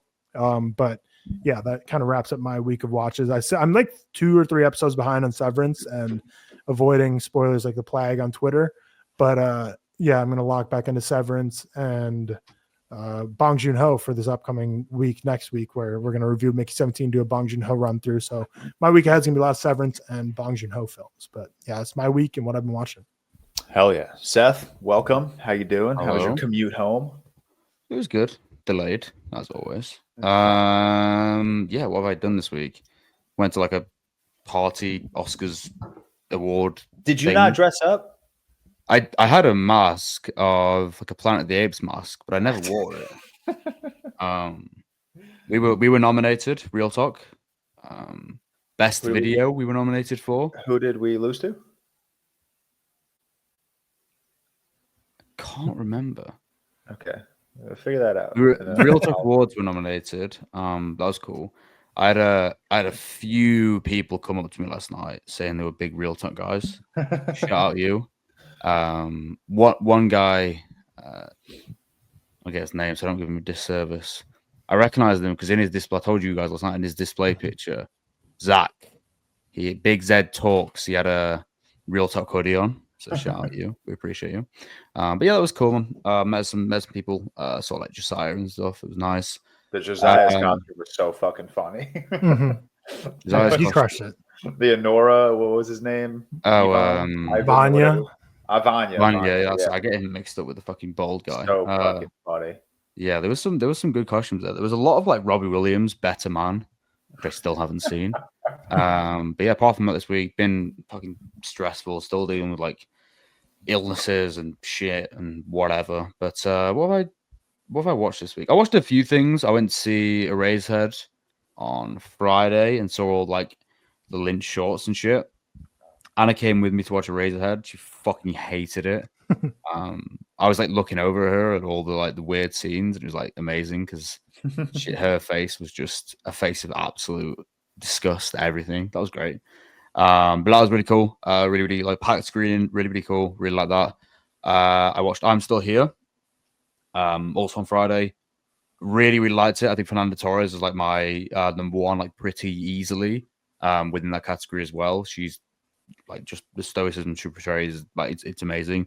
Really like the film as well. Like I find it, I often find with films like that where they use kind of lapses of time and throwback shots and stuff doesn't really work as well. Kind of gets a bit muddled, but I don't think it did at all. I think it actually utilized that sort of thing really well. I watched Carlito's Way again. Rewatched that amazing film. Watched Grand Theft Hamlet, which I don't know if you guys have seen. It's the like GTA. I'm trying to. It's on movie, right? I've been meaning to watch that. It's been on my watch list. How was it? Watched it, I think, before it came out on movie because they sent me a screener because I'm doing a video on it. But I think it's on movie now. It's really interesting, man. Like it really captures that feeling. Like if you play games in, lockdown, it really captures that feeling. And it kind of, I didn't realize. I knew it was shot in GTA, but like when I say shot in GTA, like the UI, everything's there. Like the UI's there, the map's there, the gamer tags are there. It's completely, shot like that, which is kind of interesting. It really shows like what is possible in the digital world, filmmaking wise. So I actually like enjoyed it a good amount, to be fair. Didn't like love it by any means, but I think it's a really smart effort and really intelligent. I liked it a lot. And then I rewatched Wild at Heart as well, which is the Lynch one with Laura Dern and Nick Cage, which is great. Other than that, I've not really watched too much this week. I've been really busy with a few different things, but yeah, that's kind of me. I did say I was going to start the Severance, which is going to be next week instead. Just got so busy this week. Looking forward to that because I've heard amazing things. Yeah, that's kind of it. Hell yeah. My week been fine. I didn't do anything except Daredevil on Monday. That was the big event of the week, the Daredevil premiere, which shout out our boy Alex. I was not invited to the Daredevil premiere. Alex brought me as a +1. Wow. Which really my ego took a hit on that one, if I'm being honest. So shout out Alex for bringing me. I finally met Blake and his brother, as well as the 2 Escape Pod guys. People from everywhere in America were traveling in for that. Damn. Yeah, and they didn't invite the New York City influencer. I'll just fuck myself. But shout out to the Escape Pod guys. We squashed our beef. In case you guys were wondering, we hugged it out. The beef. They're really nice guys. Same with Blake. I'm so excited. Not for you guys. I'm so excited for like diehard Marvel fans to watch Daredevil Born Again, because it's a win. It's a W. It really is. We only watched the first 2 episodes, so the show could very easily fall off. But were they normal episode, like normal length? Because surprisingly, yeah, they were both like 45 minutes, maybe. Oh. But yeah, I walked out of that theater and I literally thanked the Lord for the W, because I could not take being another hater on another Marvel project.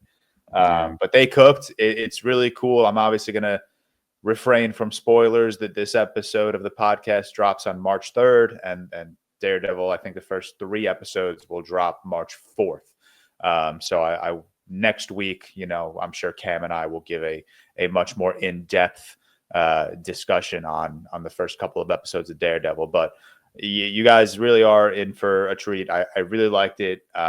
Matt Murdock, Kingpin, they're both at very different points in their life at the start of this show, and I think that makes for some really awesome intrigue.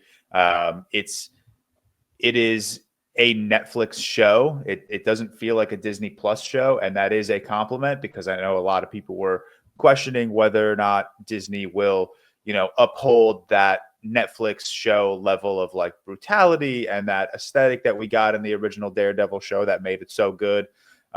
It's definitely, slightly it's not as and again, it's only the first 2 episodes, so this could easily change as the show continues. Certainly not as aggressive as the Netflix show. Certainly not as like dark aesthetically, but they do their best to like best to like uphold like that creative integrity that we got with the Netflix show. Does this like pick up immediately after? Is it a time jump? Is it completely separate universes? What's the flavor? Tyler, man, I'm not gonna spoil the show. Come on, son. I feel like I'd be like, I don't know. I assume that'd be like the plot of the show. Like it's 1 year after the events of Daredevil season 3 or whatever. No, yeah, No, don't say it. I'm not going to say it because like it's kind of a spoiler. It's not a spoiler. It's a multiversal Daredevil. No. There's no. Okay. This is our Daredevil. Don't worry. This is our Daredevil from Hell's Kitchen this time. From Hell's Kitchen. Hack's Kitchen in this universe. No. But yeah, I probably won't be watching. But I think you guys will probably just because. Well, I don't know. I guess I'll wait to see what your spoiler was, but because that means I might have 3 seasons or maybe not 3 seasons to watch before. I mean, you should definitely. I would not recommend Daredevil Born Again to someone who hasn't seen the original Daredevil show. True, that'd be a skill based on the title too, like Born Again. That's like like you have to. I'd imagine you guys are going to do a real quick on it when it's all done. 100%. Yeah. We'll get the fellas back. We're definitely planning on getting the fellas back for Invincible, and after Invincible, Daredevil will probably be the next one. So our subscribers always like jump up like 80 to 100 the day you guys post those. So yeah, please keep getting the fellas back together.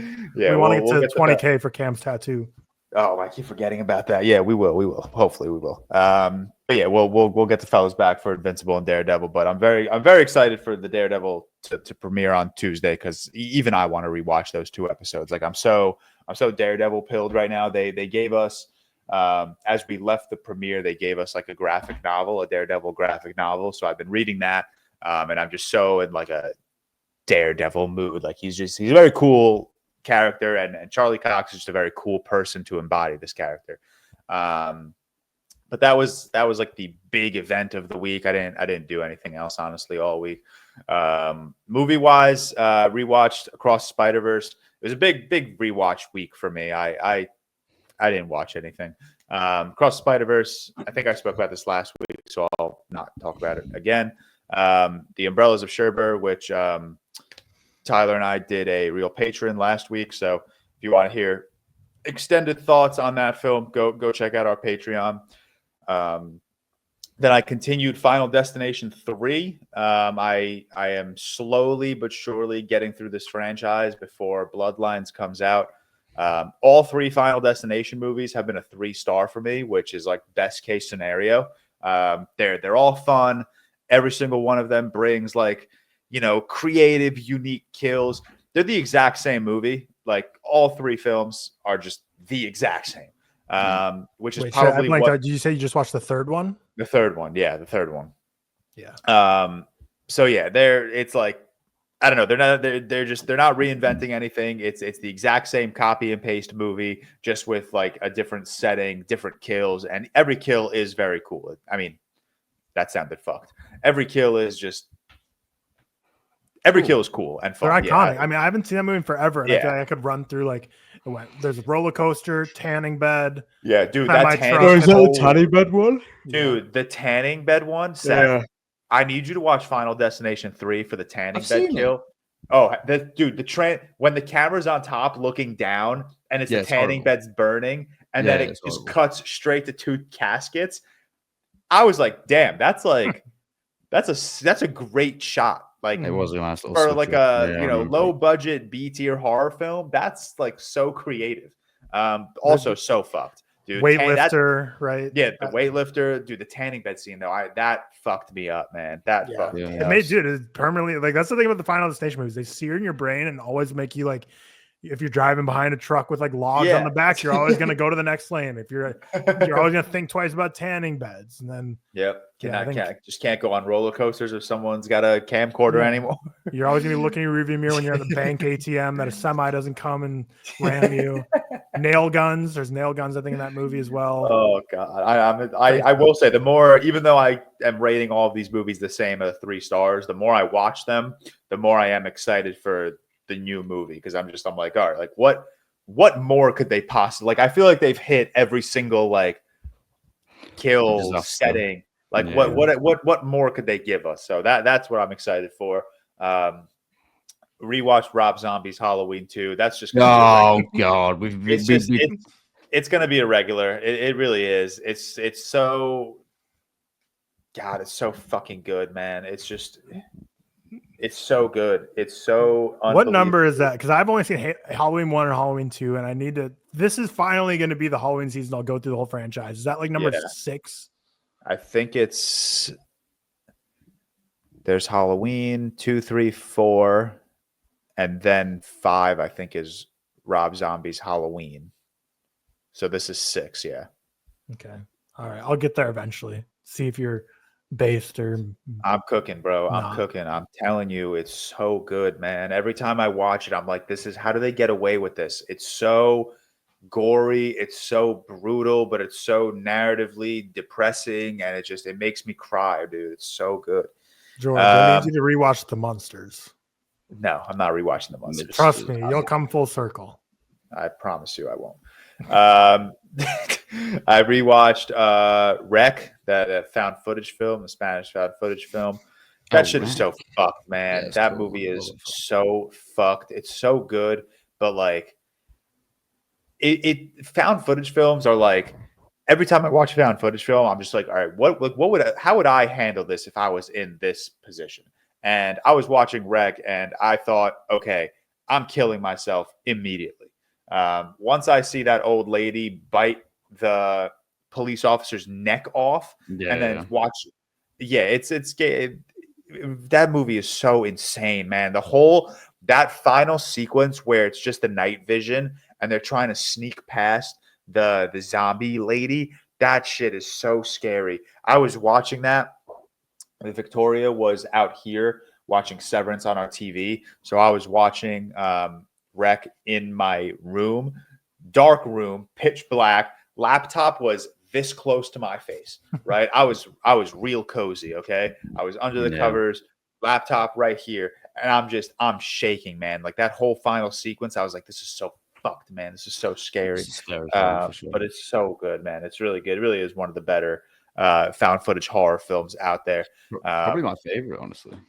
Can't really think of any Blair, other. Blair Witch is better. Oh, wait, where would you actually rank? Oh, wait, you said found footage horror. Well, I guess Cloverfield's horror. Like Cloverfield, not your number one. Cloverfield is absolutely higher. Yeah, Cloverfield and Blair Witch are definitely my 1-2. Cloverfield, I would maybe slightly edge over Blair Witch. I think the more I watch Cloverfield, the more I like Cloverfield over Blair Witch. They're both 5 stars for me. You've seen have you seen One Cut of the Dead, George? The Japanese horror comedy one where it's got like a lapse. Yeah, I long love time ago. I haven't seen that in so long. Yeah. I used to really like Creep when I was younger, but I haven't watched it in like a long time. Oh my god, Creep is so fucked, man. I watched both of those movies maybe like a year ago or so, probably more than a year ago at this point. But yeah, scary but funny. It's hilarious, but like that final shot is so fucked. Or it's not. Have you seen the second one? I have seen the second one. Yeah, second one's fucking weird. Yeah, I need to watch. They're both weird. They're both fucked. True. Shout out Mark, whatever his name is. Cool guy. Funny guy. Mark DuPaul, whatever his name is. Duplass? Yes. I don't know what his name is. Again, more rewatches. Top Gun Maverick. You know, I watched that right after I watched Rec because I needed some lighthearted, fun. So I threw Top Gun Maverick on, and that's one of the all-time greats, man. It really is. It's just it never lets me down. Then rewatched Skyfall, rewatched John Wick, which Tyler and I talked about both movies actually on our Patreon, which will be dropping on Friday. So you'll hear my extended thoughts on Skyfall and a couple of thoughts on John Wick. And then I watched this fan-made short film called Immunity. It kind of takes place in the Last of Us universe. Really, really good stuff. I said in my Letterboxd review, like, this is really good stuff, even beyond being a fan-made film. Like, it's just good stuff in general. So shout out directors Caleb Cook and Liam Buckley. And then, Caleb Cook is also the star of the film. You also have Caroline Green, Keelan Haynes, and a couple of nice up and coming actors and actresses in this. So really good stuff. But all right, that is it on how are we doing and what have we been watching. So would you guys rather do trailers and news first, or would you guys rather do my game in which you just shout movies at me first? Up to you. Up to you. Up to you. All right, let's do my game because I'm curious to see if this game is fun or if I just made up another stupid game. So this is the game is basically, it's not even a game. It's you guys are literally just going to shout movies at me, but it's something like, don't think about it. It's like first movie that comes to mind, shout in my face. And so what's going to happen is I'm going to say recommend a movie based on a specific category, and just whatever first one comes to mind, shout it in my face. Fun. All right. Okay. This is mostly meant for Mateo to edit a fun TikTok clip. Are we taking it in turns? Sure. Yeah. More pressure on us to. More pressure. All right. So we'll start with we'll go in order. So I have 1, 2, 3, 4, 5, 6, 7, 8, 9, 10, 11, 12, 13. So one of you will get an extra one. So Tyler, recommend a summer movie. Oh God. That's what I would be. Dude, I'm picturing it's way back, whatever the one is. Steve Carell and that kid. I was picturing the poster. Way back, way back, whatever glasses. It is. The one with the kid in the water park. Seth, recommend a movie with an incredible opening scene. You guys spaz out.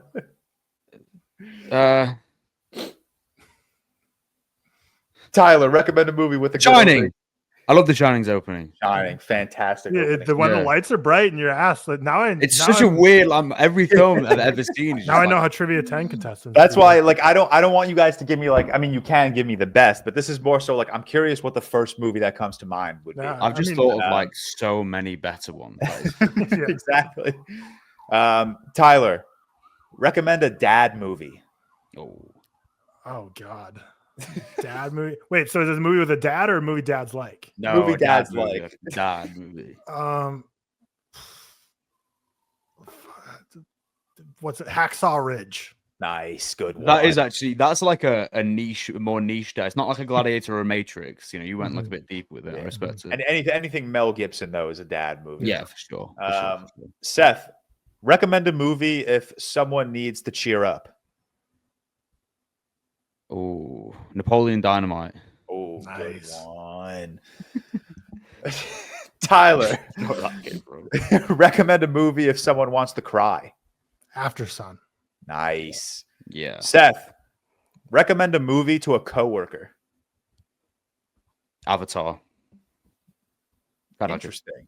Yeah, I don't know. That's a good one. Tyler, recommend a movie with an incredible ensemble.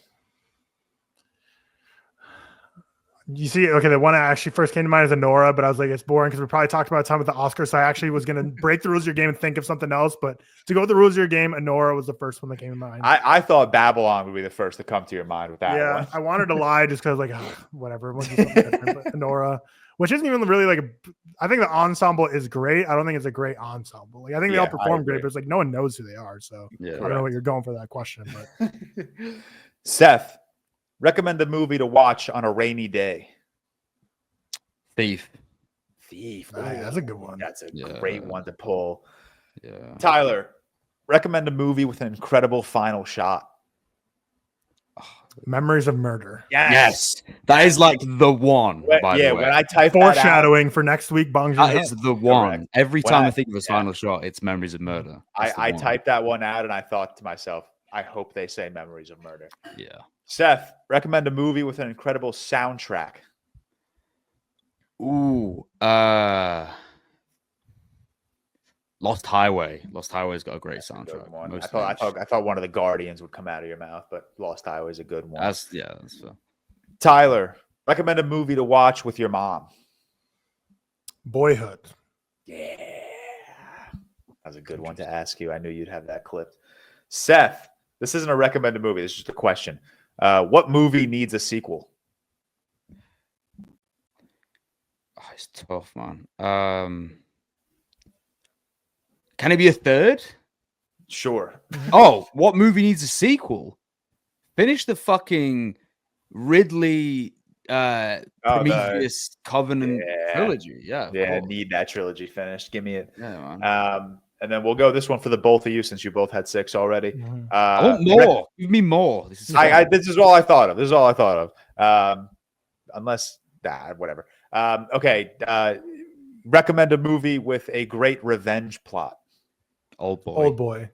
Yeah, let's say that. Symbiotic way to end it. Yeah. All right. Well, we'll see how the reception on that is in our comments, and if people enjoyed that one, I'll try to think of like weirder categories. Hopefully, people did like it because I enjoyed playing that, and I think I'll be a W for the list. George, you should have come with like 100 of those. I know. I thought of it like last minute, and when I thought of it, I like quickly wrote down all of these, and then I just didn't look at it again until this morning. Yeah. So I think I could come up with like better categories or like more, categories that'll stump you guys a little better. But all right, let's move into some trailers and news. We got some big things.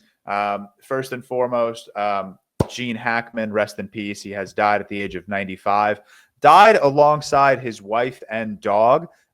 So the death has been ruled as suspicious, enough to require a full investigation. We know as of right now, carbon monoxide has been ruled out. No obvious signs of gas leak. The front door of the residence was unsecured, so that is enough suspicion to warrant a full investigation. But that's beyond the point. It's rest in peace, Gene Hackman. One of the legends. But very, very interesting circumstances. We were texting. We all kind of thought this was, a death of old age. He died at the age of 95. And then you learned he died alongside his wife and dog, which, adds that layer of suspicion. So very, very interesting stuff. But rest in peace, Gene Hackman. Also had rest in peace, Michelle Trachtenberg. This one was sad, man. I mean, not that Gene Hackman wasn't sad, but 39 years old. Like, you never want to see that.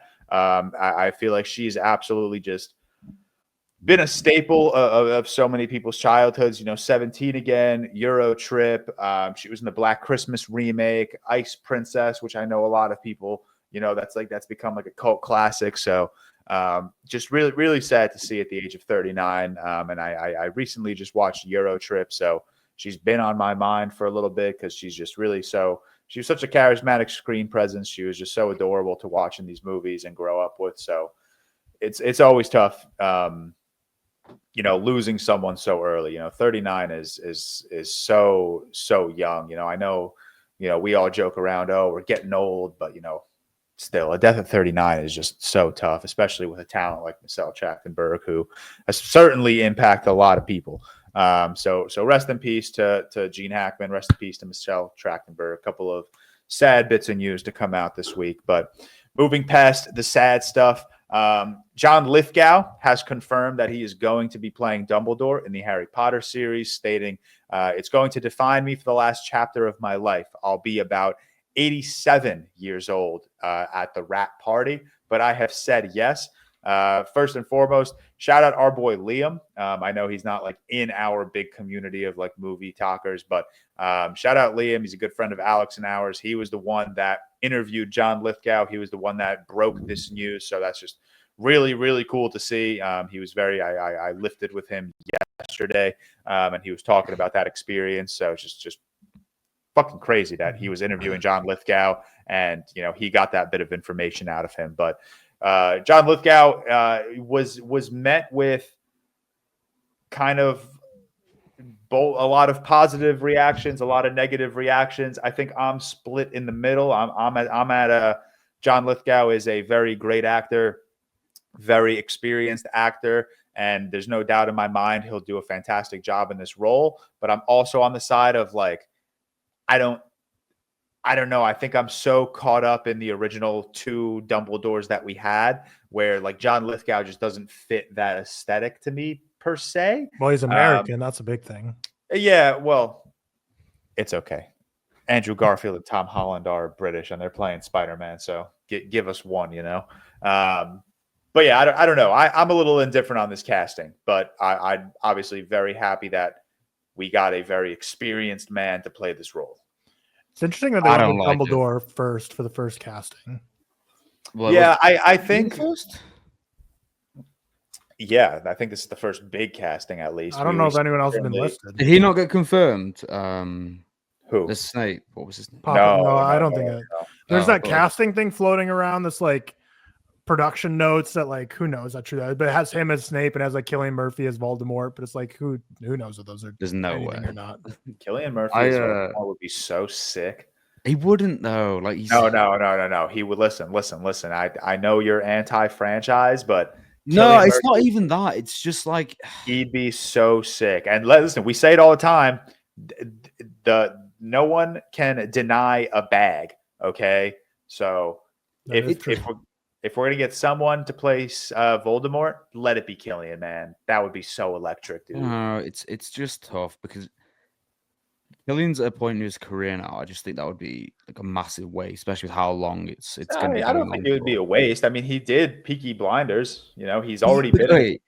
You have to think about like, I mean, I know Ray Fiennes played Voldemort, but at the point in his career, he'd obviously done Schindler's List. But I think Cillian Murphy's kind of transcended to another level of stardom, whereas now playing a major villain in a Harry Potter show is just bizarre to me, especially locked down for like how many years it's going to be. See, like I mean, you guys tell me if you agree. I think there are certain roles where if you're offered them, you just can't say no. You know, I agree. James Bond, Batman, you know, you just don't say no. These are so iconic. You want to be on that list of men that have played them. And I think that's the same mindset with Voldemort. Like, this is one of the most iconic young adult series of all time. And he's going to be playing the villain. Like, I think it's just about how many seasons they're doing, how long it's going to last for. And also, I don't think it's going to take away from Cillian's, like, I think it's hard to do other projects. No, I think Cillian would be great, but I think it's also hard to dissociate Cillian. And I think that's the problem with an entity like Voldemort. I think with the stardom Cillian has, I think it'll be hard to dissociate him for the role, which I think is an issue. I think it's the same with Ray Fiennes, though. Yeah, but Ray Fiennes is like, for me, I mean, it could have been the case for some people, but obviously for me at that age, Ray Fiennes had done like obviously Schindler's List and I think a couple of the films, but he hadn't done much in the 90s. He really came to his level in the 2000s and the 2010s. So I don't think Cillian Murphy just won like, you know, what most people would describe as one of the most deserved and memorable best actor wins of this century, which I think makes him to a level. And also I think John Lithgow, I think that's I don't like that casting choice for Dumbledore. Not entirely because like he's not British or whatever. I love John Lithgow. I just can't ever picture him as Voldemort, as Dumbledore. Sorry. Yeah. I think it's weird. It's a weird one, but really weird. Yeah. Maybe I'm just because I'm just a big Harry Potter fan. I want these like big name characters. How old is he? 79. Right. I mean, I'm not being funny, right? They'll probably have to recast him. Like I hope not, but that's the situation they're putting themselves in. Well, it depends what their schedule, because he said like if I feel like you didn't just make that comment like out of nowhere. I'm sure you knew the production schedule, because he's like, if he's 79 right now, he's like, oh, I'll be 87 at the wrap parties. That's 8 years. So I guess if they really are planning on like one season a year, crank out the 8 books, then we'll see. I guess that might be the plan. It sounds like. I don't think they'll go past 3 seasons. We'll see. I don't know. Yeah, I don't think he would have taken this role had he not thought he could complete it. Well, he's probably getting a lot of fucking money. Yeah, he's getting a bag. That's generational wealth right there to play Albus Dumbledore. Are you kidding me? But yeah, I would cast like Lithgow as like a fucking Mad-Eye Moody before I'd cast him as fucking Dumbledore. Yeah, I just don't see it, you know. And I love John Lithgow. I just don't see. I know that's. I mean, listen. He, you know, he kind of played that old, disheveled, wise man in Interstellar. You know, just grow that beard out a little more, throw on a British. It's like I know. Like this is hard. This is stupid to do. And it's like what you said, George, with like Richard Harris and Michael Gambon. You can't compare. I just don't.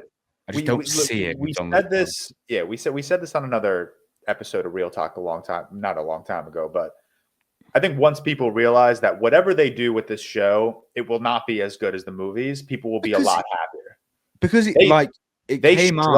they struck gold with the original series. Everything from the casting to getting Christopher Columbus, to getting Alfonso Cuarón, to getting David Yates. Like, they struck gold in every single aspect of that original franchise. And once people realize that we are not going to reach those heights again, I think people will be a lot less critical of every single bit of news that comes out about this TV show. I agree. I just think the reason people are comparing is because it's perfect. 14, it's been 14 years.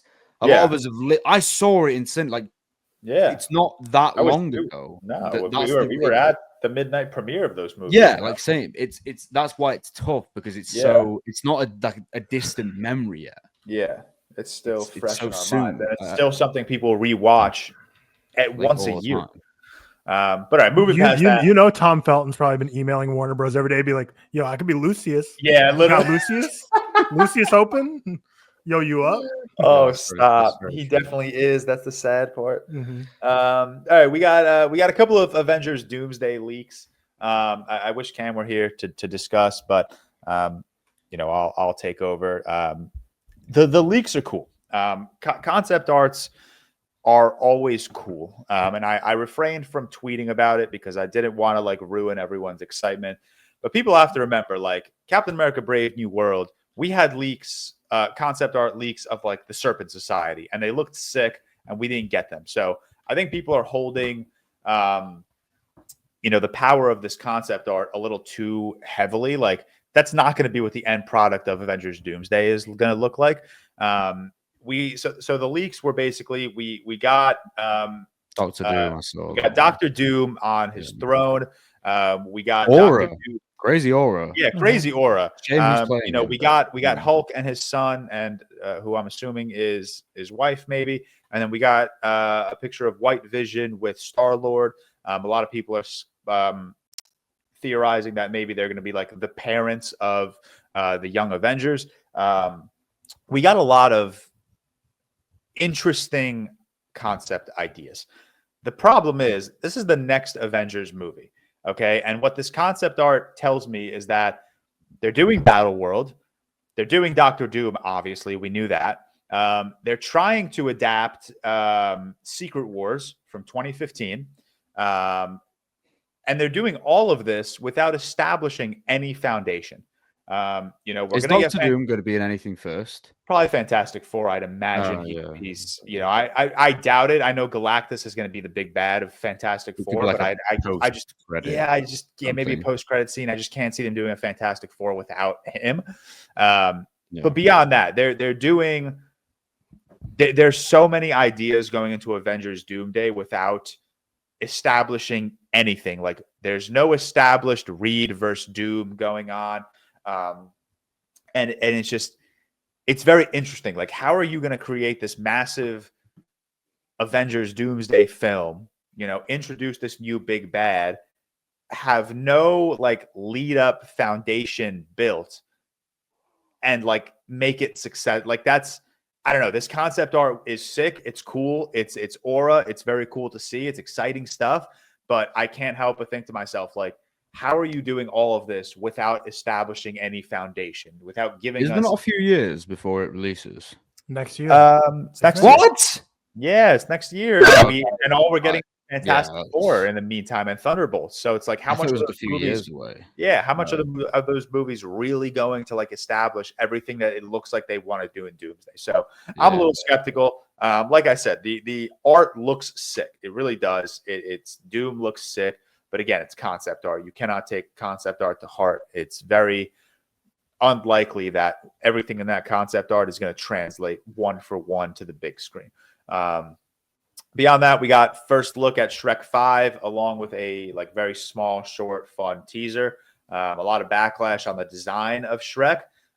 Here's my hot take. People are overreacting like fucking crazy. No, it looks bad. Donkey. Overreact to Donkey. Donkey looks different. Shrek looks different.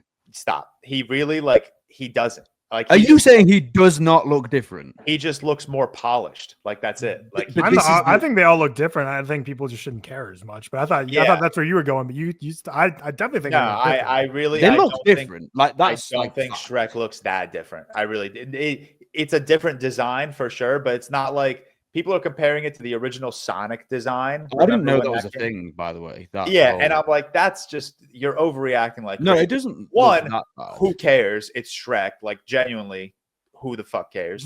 Because Two, because it's Shrek. it doesn't. It's not that big of a difference. It really is. I think the problem that is blew up my timeline, and I was like, you guys are overreacting like fucking the crazy. problem is with something like that, and I'm guilty of this as well. When you grow up with something, and again, there's a modernization of it. You know, things improve, technology improves, whatever. In terms of strictly the design, if you look at it, there is actually a massive difference in the appearance, not only the modernization of the animation, because I think they had different people. There is a difference to the structure of them, which I just find a bit strange. Like, it looks, for me, when I watch it, especially with Donkey and Fiona as well, the animation style looks more like a Pixar, when it just doesn't kind of fit with the universe that they've built.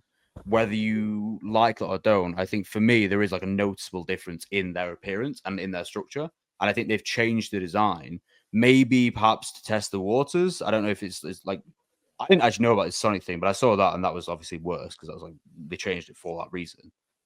But I do think like it's a fundamental error to do that. Like, I genuinely believe so. I'm trying to find like pictures of them like side by side and together. They have honestly, like he has different features. Like, it is like genuinely they have changed the design. It's not just like a structural animation problem in terms of, you know, I get it, things change, whatever. They have changed his look, or, you know. Yeah, I don't know. I don't think it's like a massive enough change to have caused the uproar that it did. Well, it's like, I mean, you've got to look at it this way as well. For most people, it's like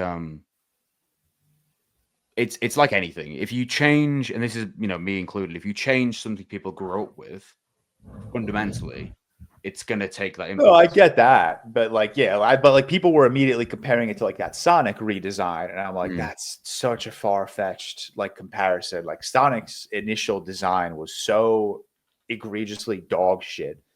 Like, that warranted that uproar that it got. Like, Shrek's redesign literally just looks like they modernized technology and animation. I think like, it does, but I also think more polished. If you look, I want you to look, George, side by side. Like, they actually changed his like appearance, though. That's where like the issues lie. Yeah. Maybe, and if you grew up with it, of course, it's gonna be one of those things where you're just like emotionally attached to. Yeah, maybe that's it. Like, I don't like, they're good movies, but I don't give a fuck about Shrek. What if it's all just 4D chess and like, because like that clip is them like scrolling TikTok. So what if it's just like a little joke about now they look too polished and clean and an idealized version, but actually they're not like that. Here's what I will say to people who are annoyed at it. People were complaining about the TikTok stuff. Shrek has always been meta, right? You watch the first two Shreks, that is the thing Shrek does. They take the piss out of the modern culture and world. Mm-hmm. If you thought that sort of thing wasn't going to happen, like, I don't know if you've watched Shrek, like that's like, I don't understand being annoyed at that. I think that's weird because it's just like, that's what Shrek is. It's very metaverse, you know? Mm-hmm. Weird. Yeah. Listen, I don't think they'll go through like a redesign the way they did with Sonic. So I'm weird to get a teaser like this early, do you think? Yeah. When 2 years early? It's like a year and a half. 2 years? It's like December 2026, I thought. Holy shit. Like, yeah, nearly. And we just got a teaser? Yeah. Yeah, December 23rd, 2026. That's why it was so out there. It was so like, it's such a random thing to release. Oh my god. Yeah. So we got 2 years of annoying Shrek redesign discourse to prepare ourselves for. Yes, and I will be leading the charge. Not really news, just something really fucking funny that I wanted to talk about. A movie theater ceiling collapsed in Washington during a showing of Captain America: Brave New World. No casualties or injuries reported, with only 2 people in attendance. Yeah, it was so funny because it's like, if that movie was doing well, people would have probably gotten hurt. But because Captain America's so dog shit. But yeah, that picture was crazy. That whole picture was ass ceiling came down. Dude, like, people would have that. But yeah, for sure. Like, the whole ass ceiling collapsed in the theater, but no one got hurt because there's only 2 people in the theater, and they were probably like, that's the funniest bit of news. The amount of quote tweets I saw that say, "Imagine your movie is so dog shit it actually saves lives." Yeah. How did that happen? I'll just see. That's fucking no idea. So fucking funny. But yeah, not really news, just something hilarious that I wanted to throw out as a Brave New World stray. Francis Ford Coppola responded to his Razzie collection of wins, saying, I mean, he said a lot, but in short, so few have the courage to go against the prevailing trends of contemporary movie making. Is a cool saying. He's a cool person. I guess. He isn't. Yeah, like he's not. He's right, but he's also a piece of shit. So it's like, how right? That's the thing. I saw so many people on Twitter like basically saying exactly that. Like Francis Ford Coppola is right, but like we got to stop defending someone with this many sexual assaults. Someone else say that, and I'll be like, I'll be cheering. He's not the person to be tweeting like, oh, fuck yeah, hell yeah, Francis Ford Coppola, talk shit on the Razzies. It's also just the Razzies. Like, it's also the Razzies. Like, don't take it too seriously. Yeah. Here's all the winners though, if you're interested. Oh yeah, who did unfrost? He actually didn't win as many as I thought, because like when he revealed it, I thought basically it was like a Megalopolis. Razzie Redeemer, is that like someone who won it? He won. I'm assuming. Okay. Yeah, I think Razzie Redeemer is like you won a Razzie for bad performance, but you're actually like good now. But worst picture, Madam Web. Worst John Voight, Megalopolis. Well, John Voight in 4 movies. But actress Dakota Johnson got worst actress for Madam Web. Redeemers Pamela Anderson. Worst supporting actor was John Screen Voight. combo is kind of crazy. I can't lie. That's like... Yeah, there's got to be worse than that. Yeah. Well, Megalopolis was nominated for screen combo. They're nominated for the entire cast. Amy Schumer, Unfrosted, worst supporting actress. Worst director was Francis Ford Coppola, as talked about.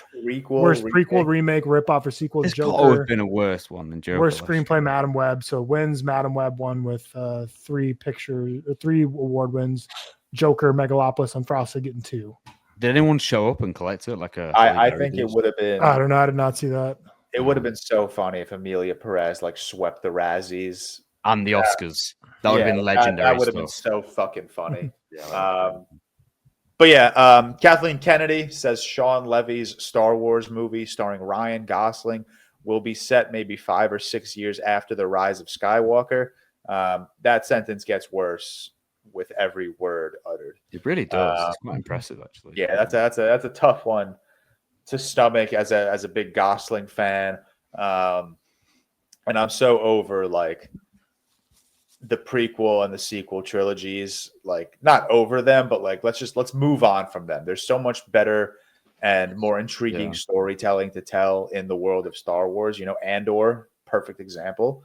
That trailer looked cool, by the way. Yeah, Andor's sick. Andor's really cool. I very much loved season 1. Have you guys watched season 1? You have? No. I want to though. You both genuinely, Tyler, especially you, as someone who loved Rogue One.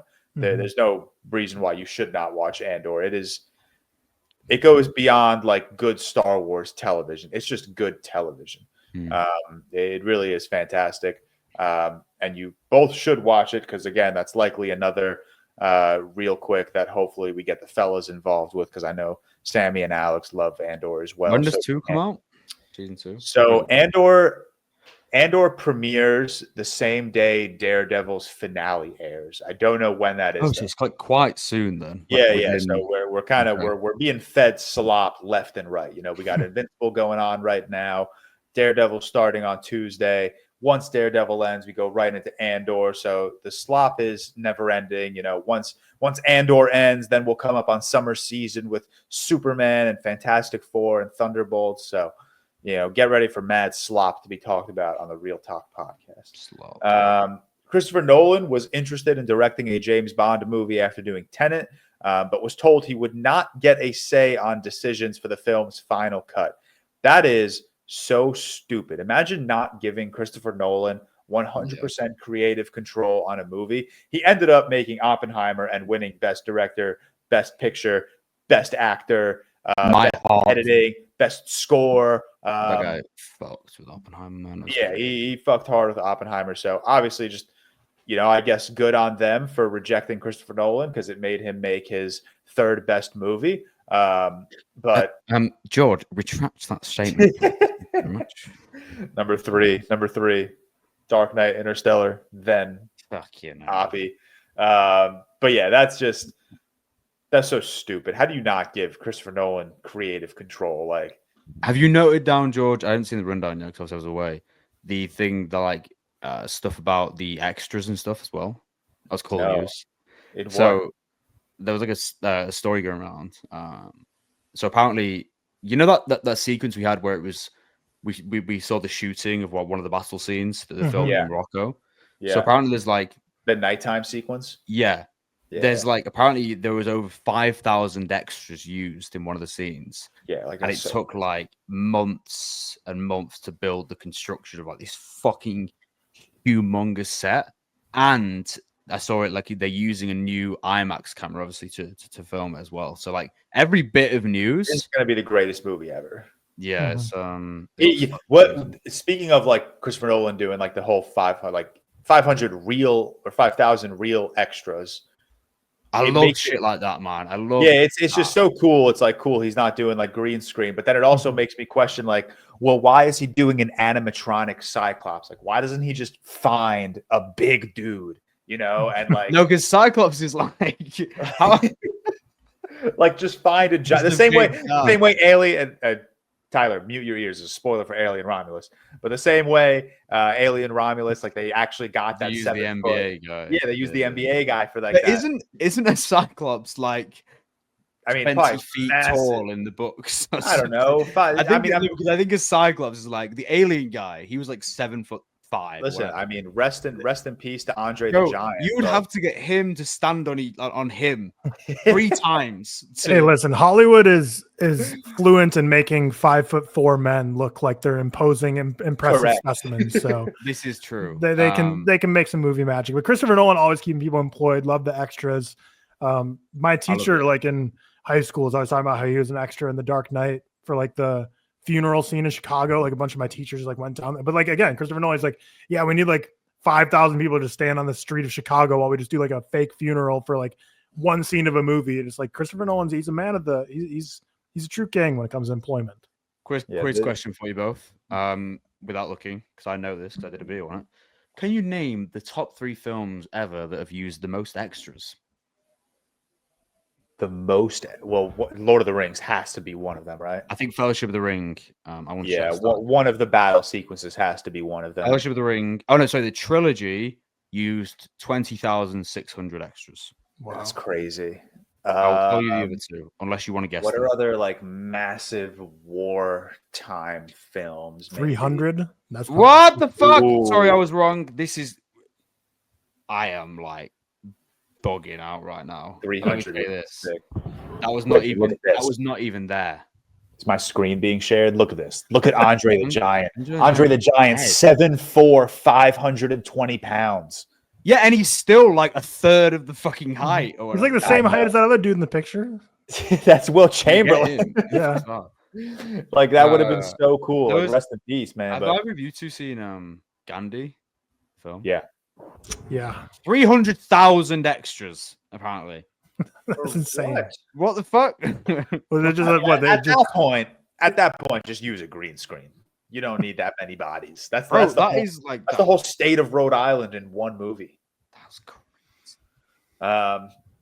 Yeah, I love Nolan talk, man. I hope every day we get more news on this Nolan. No, I don't want more news. I don't want to see anything more about this. No, I want to see everything. People were so mad that nighttime battle sequence was leaked, and I'm like, I don't fucking care, dude. To be fair, when Oppenheimer was coming out, I feel like we saw so much shit, but it's like when you saw the movie, it's like, yeah, I kind of just forgot about everything. Did we see a lot of shit? I can't. I remember seeing a lot of images like Cillian Murphy at like Stanford University, like filming a bunch of like the classroom scenes and stuff, and the Trinity test stuff and all that kind of stuff. I just got to be more excited. I don't really care. Yeah. Which is kind of hypocritical because I would complain if it wasn't this, you know? Yeah. If it was like a Marvel film, people complain about it. Yeah, like Deadpool and Wolverine had like a bajillion leaks before that came out. And Spider-Man No Way Home had so many leaks, but people didn't think too much on them because no one like thought they were real, and then they ended up being real. Yeah. And people watched the movie and they were like, "Oh shit, we actually saw this whole movie in picture form." Pictures. First trailer for Andor season 2 we mentioned. First trailer for Havoc, a new action thriller from The Raid, directed by Gareth Evans and starring Tom Hardy. I don't believe Tyler has seen The Raid. Seth I've seen The Raid a couple of times. I haven't seen The Raid 2. The Raid 2, they're both fantastic. They're both equally The Raid's great. Yeah, they're both equally as incredible. So definitely, Tyler, I would absolutely recommend I know you're not a big action guy, but Havoc it's looks the great. top tier. Like the yeah, choreography Havoc in looks Raid. sick, but they're so good. They're such The good. choreography in Raid is like It's good. so electric, man. That whole bathroom fight scene in Raid 2 or the kitchen fight scene. I've seen it on Twitter. I think there's probably both, but they're fucking sick. But all right, that'll do it for Real Talk episode 130. We hope you guys enjoyed our Oscars breakdown, as well as my new game. Let me know if you guys want to keep seeing those games. We didn't do any bait things to comment, so comment down below. Who is your way too early prediction for the 2026 Best Picture winner? I'm gonna say Mickey 17. Never gonna happen, but it will never happen. But I'm going to guess it because I just want to. I'm gonna say The Monkey. Yeah, I'll say PTA's film. Well, hasn't that been delayed again? There's zero clarity. Yeah, half people say it's delayed, half people don't. But I think maybe this is the time PTA gets his award. Weird take. It might not win, but it will be a nominee. The F1 movie. Yeah, I like those trailers, man. I like the trailer, man. It looks good. I really think it looks good. But cool. All right. Shout out, everyone. As always, shout out to our executive producers. Once again, Mr. Stefan Johnson, Devin Willett, Alex Kephart, and Cody Whitney. Shout out to all of our patrons. You guys will be treated to a review of Skyfall on Friday, and then we will be doing a real quick draft on Thursday. So we will see everyone then. Have a great week. Peace.